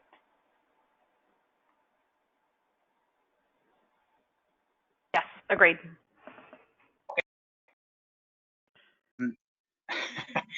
I'd be willing to second Councilmember Funk's motion, but with staff understanding that we might want to look for equity if we adopt a different policy on this matter in the in the near future. Would that be something that we could structure into an amendment to the motion, or does that just need to remain? Is it safe enough just to, because I'm amenable to that. If that might be an instruction that we can do. Can we just give that as an instruction to staff? Do we need to amend the language? I could take that one. You don't need to amend the motion. If that's the direction of the council to the city manager, then the city manager can bring that back to you.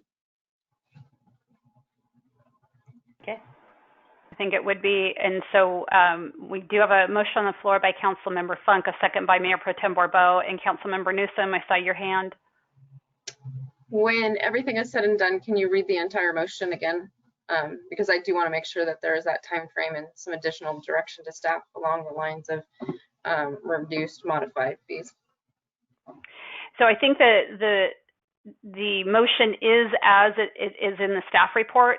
The direction is coming separately. So if we could just kind of summarize it, the direction to staff is that as a council, we want to look at the policies overall for affordable housing, and this is a big piece of that. Are we going to further subsidize? What does that look like? Is there a benefit to the city, as Councilmember Fonzie said, to removing those fees and encouraging more of that? And is that worth the community subsidizing that for the benefit that it provides? And so that's what we're looking at. Councilmember Funk. Yes, and if I might clarify, additionally to that, the understanding is that if the council makes a decision to have a a lower fee than would be under this current proposal for units that are between 751 and 1,200 square feet. That the council would like to see a proposal from staff on the impact of making those payments retroactive for those persons who have not already had to pay the fee. Yes, thank you for adding that. Does that clarify for everyone? Yes. Thank you. Mayor Pro Tem, is that consistent with what you were requesting? Yes, I just want to make sure that that's okay with staff. I did have one concern when you talked about, you mentioned the issue of affordable housing, which can be an even larger issue. So I want to keep this particular piece of it focused on the ADU fee aspect. Well, I understand that, but it is talking about affordable housing in the larger conversation. And so, like something Councilmember Fonzie said, and I can appreciate this, we look at what is the impact of a big project in one area. What is the impact on the city versus take all those same units and scatter them throughout in ADUs? Can we measure what that is? And what is the benefit to the city, and are we willing to subsidize that? Because then you could say, well, if you're going to subsidize this, why don't you subsidize that?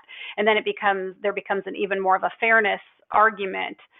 So we've got to, I think, make sure that it is the right decision and made with looking at all of the factors in front of us. I understand that. My only concern was staff's ability to cover all those bases as opposed to a more narrow basis in the time frame we're interested in. So, Mayor, this is Brian Perry. Yes. In the last 5 or 10 minutes, this conversation has gotten a little more complicated than it was 10 minutes ago. So my recommendation at this point would be to take these one at a time. There's been the motion to basically adopt the staff recommendation.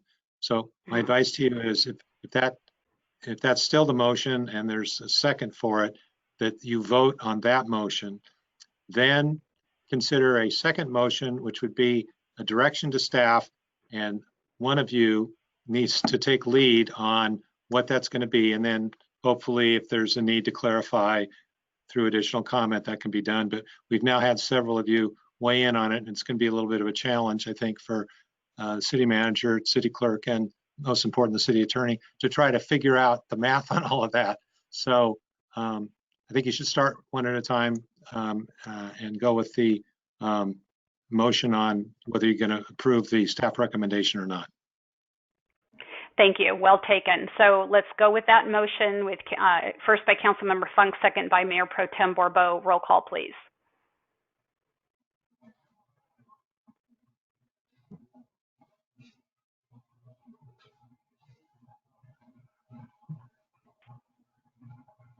I lost my mouse. Sorry about that. Okay. Councilmember Funk. Yes. Councilmember Newsom. Yes. Councilmember Fonzie. No. Mayor Pro Tem Bourbeau. Yes. Mayor Moreno. Yes, ma'am. Motion passes. Thank you. Now, in regards to this next discussion, I would ask our city manager, there's a couple of things. We've got the fee study that we're talking about. Then we also have the housing element and affordable housing and all of those things that we're looking at, in addition to inclusionary policies and all of those things that impact affordability. So you've heard a lot of what we've said. How would you see this best fitting into what we're currently doing, like in this next 6-month period? So I would say that it's going to be a part of both discussions. It needs to be a part of your affordable housing inclusionary discussion on how you want to incentivize and promote affordable housing, and talk about, okay, what is it that we want to achieve? How is it that we want to achieve it? What types of subsidies and what types of costs are we willing to accept as part of that? That would then flow into the impact fee study based on those conversations. The impact fee study will tell you the impact of everything, but certainly as you decide, okay, how do we want to subsidize? what it is we want to subsidize. There are a lot of variations on your accessory dwelling units, on your housing units. I'd say about 20% of our housing units are under that primary housing units are under that 1,200 square foot number. You know, discussing, do we want to do those? We have developers that are developing the ADUs at the same time that they are building their primary lots. You know, with very similar houses. There's a lot of variations, and trying to make sure that you're achieving what it is you want to achieve, because there is a cost, and I think we will see quite an uptick in ADUs, not just on those properties that are built, but those properties that are to be built in the future. So I think you need to talk about it in both places. Okay. Councilmember Fonzie. I like what you said, Rochelle, but I'd like to add that we need to consider the actual impact costs for ADUs versus housing projects in that mix. And I think what we'll find is that the housing projects are much more service intensive than the ADU would be, and that impact might be much less for the ADU.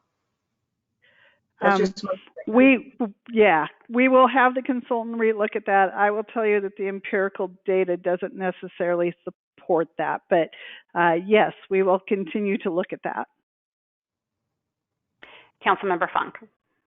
Yes, we discussed earlier the timing with respect to the impact fee study. How does that compare to the timing with which we'll have conversations coming up about the larger questions in affordable housing that the mayor is addressing? That is coming up more quickly. Community development is working on that. Phil and I discussed that. We would like to get to that later this fall and into winter. So we are trying to do that as part of our housing element and moving forward with that. Yes. If there's not further discussion, I'm willing to float a motion and see if we can get some language on this. That the staff directed to address the impact of fees under the resolution adopted tonight for units of 751 to 1,200 square feet. That in the context of the upcoming discussions about affordable housing and meeting that would be the state's housing element, right? Or our housing element. And if necessary, further explored in the impact fee study so that the council can make a specific decision with regard to this aspect of affordable housing subsidization. And it is actually 750 plus, just to. Okay. Greater than or equal to 750. Fair enough. Not equal. Yeah, not equal. It's under 750 or 750 plus. But anyway, you know how things can be. Like suddenly, like 2 years later, there was 1 square foot. Who knows? Councilmember Fonzie, I would ask: is that accomplishing the intent of what you'd like to see as well? I think staff understands my concern. I'm okay with it. Okay. All right. So we've got Charles. I see your lips moving. I was going to say my interest in this is just that we revisit the issue within the next 6 months. All right. So do we actually need a motion, or do you kind of have direction, Rochelle? You've got direction. Okay.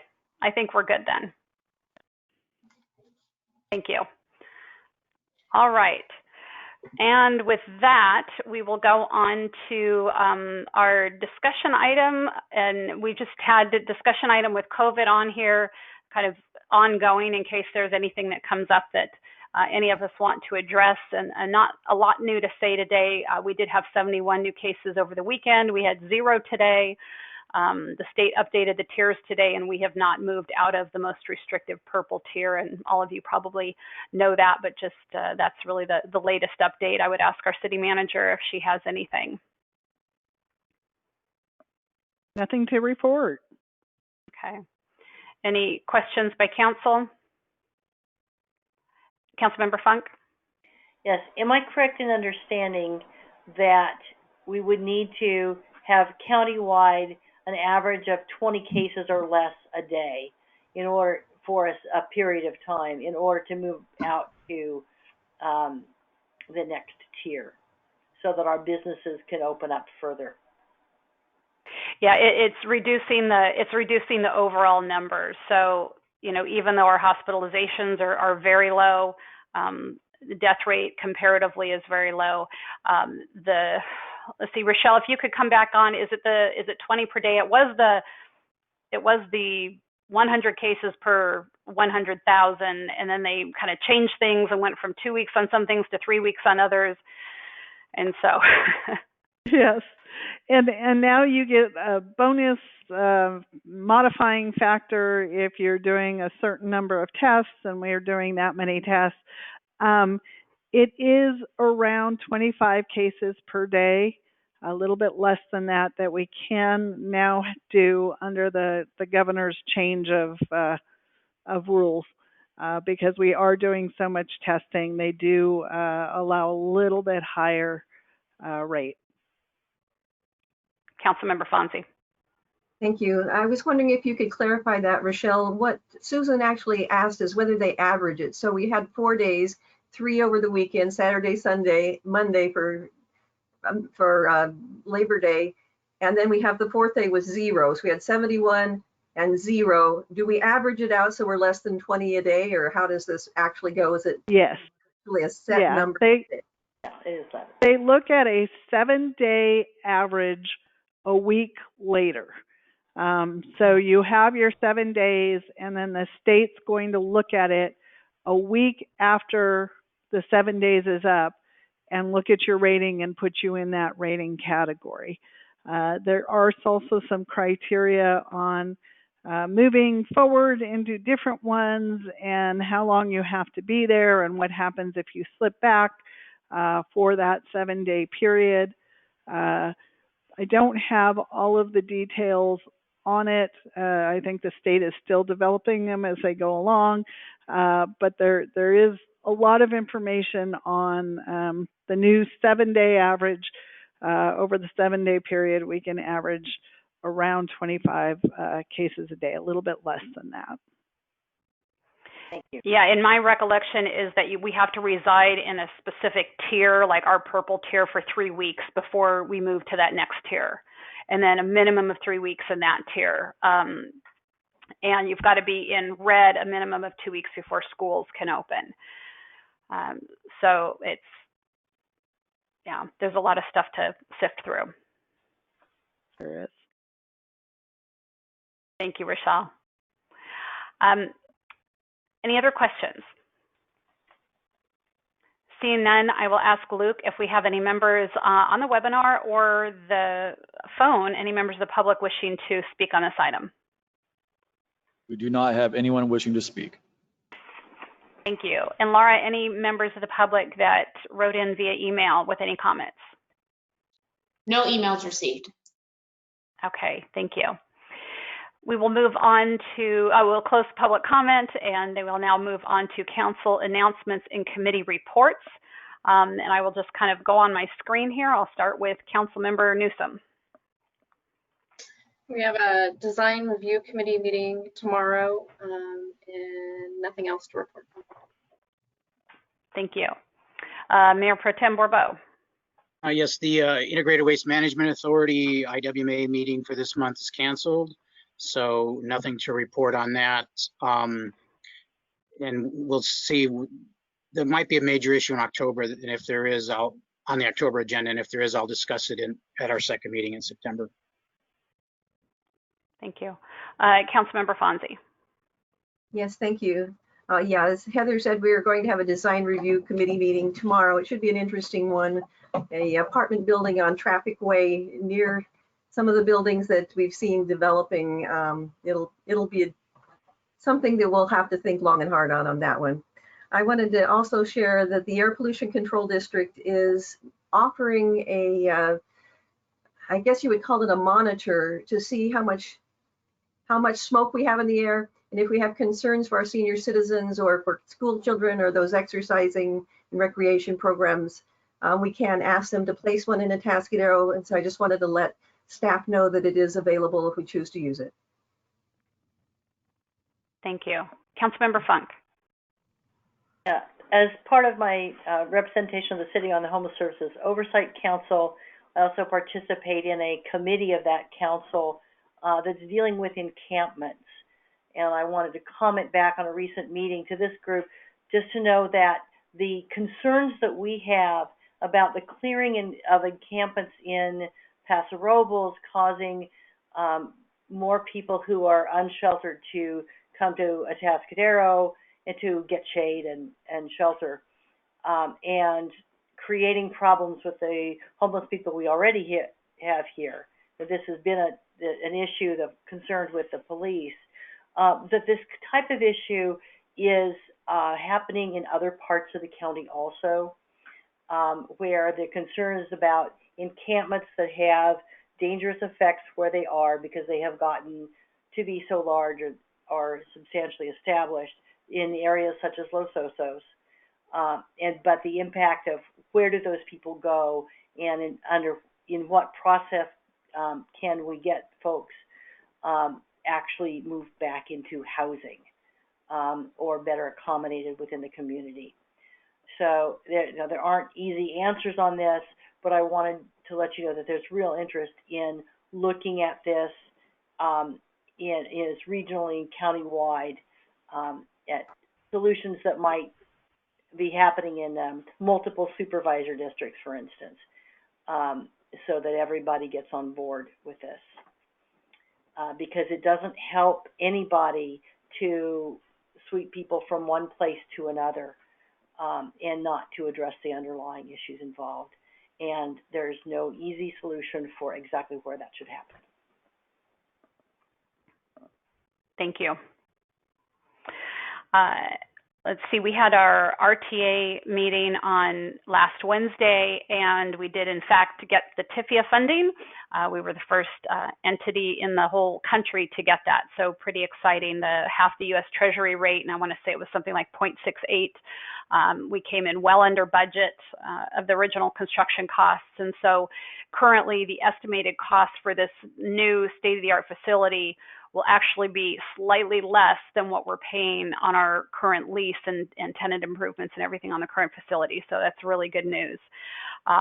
Also, as a result of, I had attended one of the Chamber's Diversity Council meetings in July, and they had somebody from Transitions Mental Health Association speak on understanding mental illness and also how to, when you see someone who's exhibiting certain symptoms, and, sometimes certainly our employees experience that, business owners might experience that, and sometimes just members of the public might encounter individuals, say in the Sunken Gardens area, who, again, are exhibiting symptoms and they're not quite sure how to respond. And so when I heard this representative from TEMA speak, I said, hey, this would be great to have her do something for the city. And so she's doing two of them. We did one last week and one will be this Thursday evening.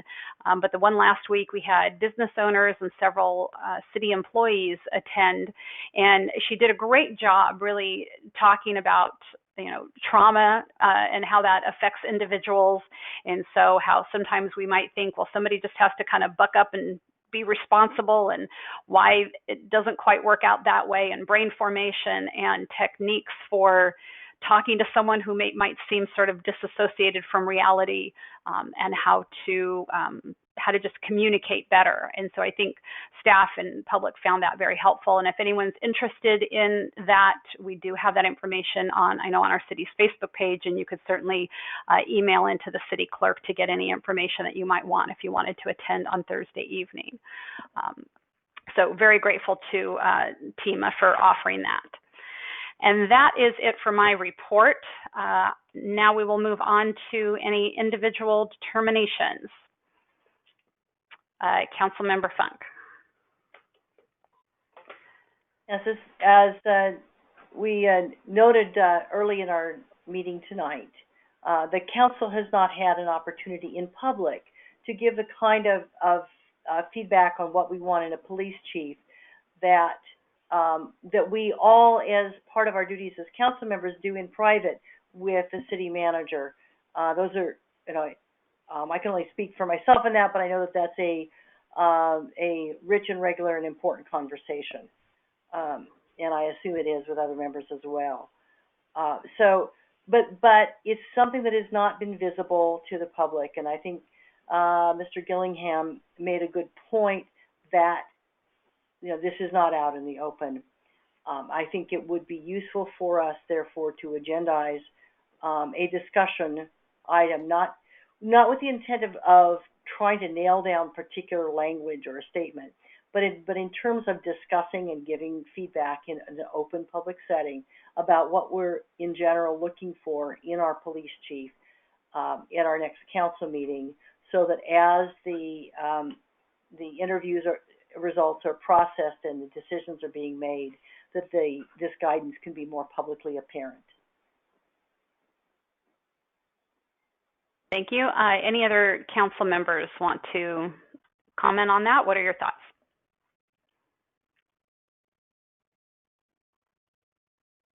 Well, Mr. Willingham took the opportunity in public comment to, express his opinion on that matter.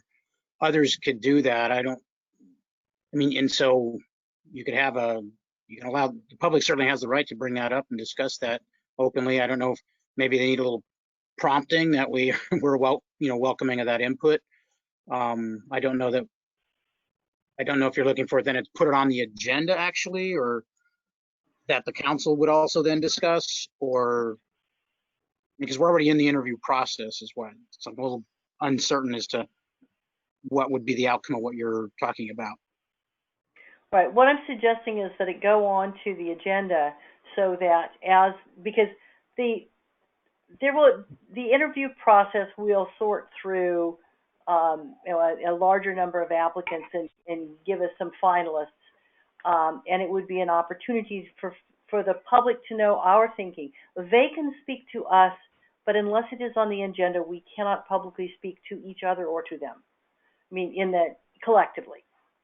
And I think that there is value in bringing that forward. There's value in people knowing that we can have what can be a challenging discussion, and that we can have that respectfully and constructively as a council, and get some thoughts out there about what's important for this.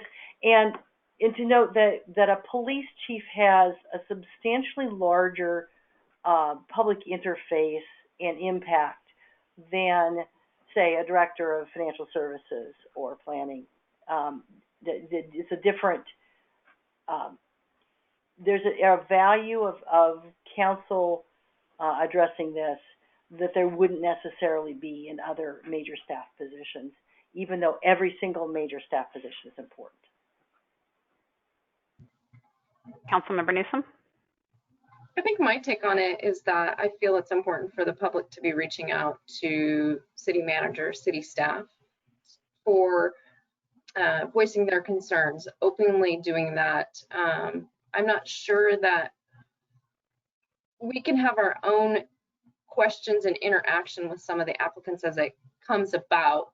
I think in the stage that we're in, I think the public needs to contact the city directly and have that immediate conversation. I think agendizing it is going to put a time frame behind and not give the public, they may wait to do that, and I think they need to be giving input at this point. Councilmember Fonzie? I would agree with Councilmember Newsom. I think that it's always good to have things aired in public, but this is not normal times. I think it's hard with Zoom and other things. It might be good to put it on the website that we're looking for input from the public, or in some other meetings if staff has a better way of going at it. But I think the public input in a meeting is not the best venue for this. Yes, Councilmember Funk. Yeah, I would encourage members of the public to put their comments in, at this point, so that they can be incorporated throughout the process. What I'm looking for, since we have not had this as a council agenda item, as Mr. Dillingham noted, is they don't know where we're coming from. Our city management does, but our public does not. And I think that there's, in the spirit of transparency, utility in us having this on the agenda so that the five of us can have that discussion. It doesn't need, I don't see this as a large piece of public theater in any way, but rather an opportunity to have full disclosure. I think that the public knows exactly where we're coming from because that's exactly who we've been all along.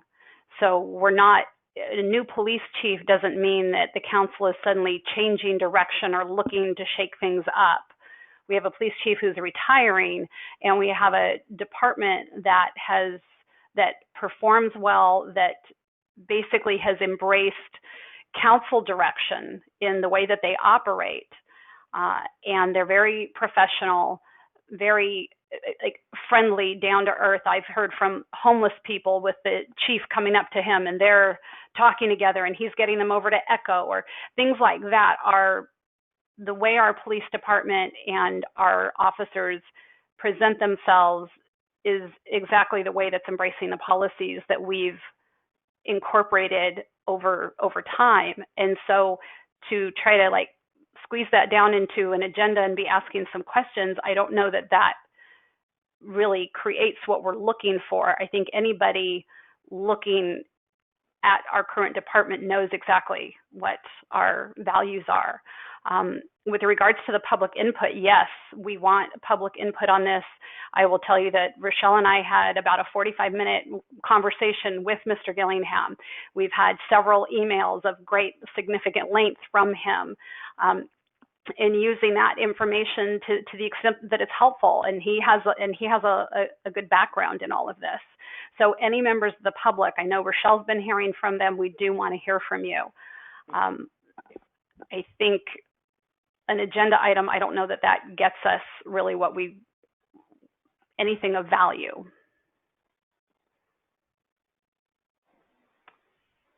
Charles, is there anything that you wanted to say? No, I mean, I have mixed feelings about it. I'm not sure, though, Councilmember Funk, it sounds like you're wanting council members to go on the record as to what they're looking for in a police chief, because I think you kind of agree that, to Councilmember Fonzie's point, that, or Councilmember Newsom's point, that, we don't want people to have to wait 2 weeks. If they want to have input, they can, email or contact city manager and provide their input now. They certainly can, as Mr. Willingham did to this evening, again, speak at public comment. It sounds like you're wanting to have the council then either respond to that public input or just have each council member express their opinion on what we're looking for in a police chief. And I don't know, I'm not sure what's why you're looking for that, but I could go either way on that. I'm just not sure how productive the exercise is. Pardon. Okay. Councilmember Newsom. Oh, sorry. Sorry, we have these delays, and so it's creating a little awkwardness, which we're all working out here. Councilmember Newsom, you had something you wanted to add in? I guess my question is to Susan is what kind of resolution are you looking for? Why would it be important to have it on the agenda? I know that the public can reach out to us personally, themselves, directly to all of our emails, call us, see how we stand on it. But what kind of resolution do you feel that we would accomplish, the five of us, on an agendized item? I think that the value of it is in the discussion itself. If we are each talking about what are the qualities that are important to us, the capacities that we see as being important to the future of the leader for the PD that is serving our community, that it is that this is a useful discussion for the public to see where we are coming from as a collective body, as opposed to having to call us up individually and ask us each that question privately. And I do not see us trying to nail down a common statement of language. I think that the large body of commonality that we have will become apparent in us each talking about what qualities and we have we're looking for in our police chief. But I think it would clarify things for the community so that they don't feel like something is being hidden from them. And I think that there's value in building trust by having that open discussion. It doesn't have to be a huge one, but the only way for the 5 of us to have it is to have it be an agendized item for discussion. Do you think that our strategic planning and any of our direction that we have given to the community doesn't state where we stand? I think that those are really useful general documents, but that's not very specific about the qualities we're looking for in a police chief. And we did not have large public participation viewing our strategic planning process, and that process itself was not recorded for future reference for the public to watch. So it would be it will give people a better idea of where we're coming from if we are able to have this discussion in public. I'm just challenged with the Zoom. We don't have very much community interaction currently. It's so challenging to try to get public cooperation, public influence in a Zoom meeting. That I'd feel like it wouldn't be the greatest use of our time. I don't think it's a bad discussion. I just don't think it's the greatest use of our time or have the lasting impact with the time frame in which we're under. Yeah, I'm not so much looking for solicitation of additional public comment because I think it is more strategic for the public to make their comments earlier in the process, but at least for people to know where we're coming from, for the 5 of us. All right, so if we can kind of pull this together. I can, like Mayor Pro Tem Bourbeau, I could go either way. I disagree that there's a lack of transparency. I think people know exactly where we stand when they look at our current police department, our current police chief. They know exactly what our values are and what our direction is. If they didn't, then we're not we're not holding the standards that we need to hold. And so, I don't think it's a bad discussion. My concern is that it's just one of those exercises that government goes through that's taking up time that really doesn't produce what we want it to.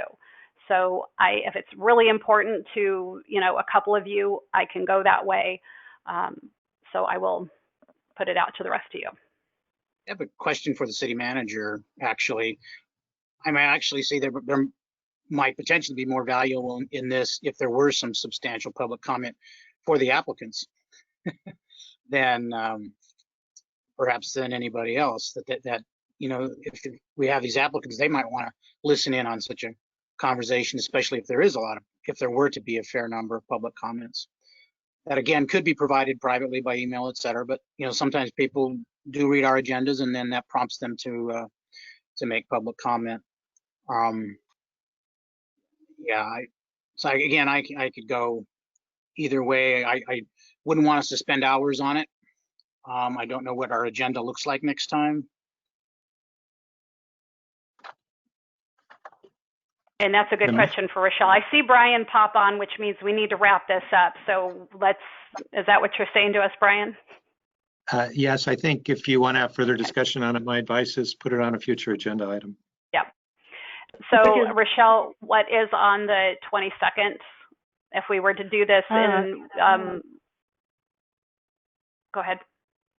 Yes, so we have adopting a plan line for Del Rio Road and the intersections at Del Rio and the interchange there.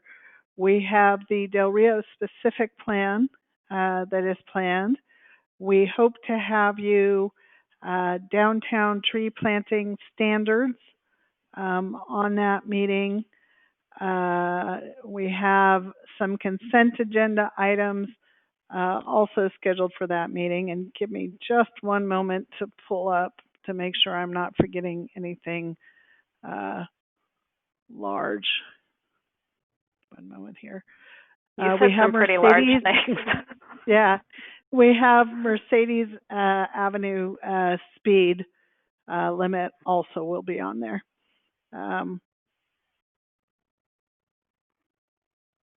Oh, and we have hopefully a resolution from the council related to deed restrictions, discriminatory deed restrictions that we have here in town, and race matters, requests for declaring a public health emergency. So those are all some very weighty items.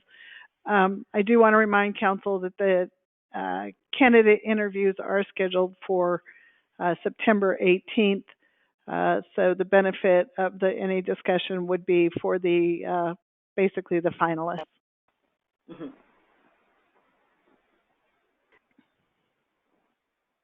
So so I know that's something that Councilmember Funk wants. Do we have a consensus to put something on the agenda on the 22nd? I'd like to give due deference to a council member wanting to put something on the agenda. I've certainly done that in the past. I'm a little concerned about the length of the agenda and where it would land on the agenda, because those are some significant issues that might take a lot of time. So I guess I'd be willing to do it, but I am very concerned about the time. It'd be another 11 o'clock plus meeting, at which point all of the issues discussed at that late hour, start to lose. Council's not at its best, and the public comment's not at its best if we push a long meeting. So I'd be very concerned about that. After the finalists are chosen, how long? You said it earlier tonight, Rochelle, but what happens between? Where will the process be by October 7th or whatever we are? I hope in the ideal world I would have a finalist chosen so that we could by October 13th. I believe that Chief Haley retires 3 days after that. I was certainly hoping to have a finalist chosen by the October 13th date to get there. Okay, so ideally this would have been the meeting actually to have this discussion because it was a shorter agenda and a little more timely. So I'm concerned about the efficacy of doing it at the next meeting. I'd be comfortable having I'm sorry, what? I'd be comfortable having a time limit on it. I think that it'll be a better discussion to have focused than not. But we can't limit public comment, and if this is at the end of the agenda and it's at 11:30 at night, to Councilmember or Mayor Pro Tem Borbo's point, I don't know that we're at our best, and limiting public comment during a topic like that then gives the impression that we don't want to hear from them, which isn't true. So I think I would tend to go with not agendizing it next time. I don't know that it adds value, and I don't know that we have the space for it.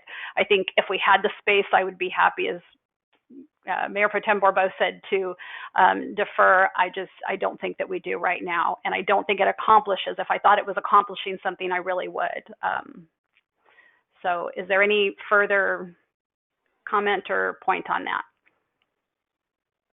All right, seeing none, thank you for bringing that up. And again, to every member of the public, 3 minutes is often never enough, as you saw with Mr. Gillingham. So please reach out to staff. You can call, you can email, you can have a conversation with us that's much larger than 3 minutes and share your input, your concerns, your what's important to you in a future chief of police. And certainly feel free to share that with all of us as well as the city manager. And so with that, any other individual determinations? All right, seeing none, we will adjourn the meeting to the successor agency, and I will call to order the meeting of the City Council in the capacity of the successor agency to the Community Redevelopment Agency of Atascadero to order. Roll call, please.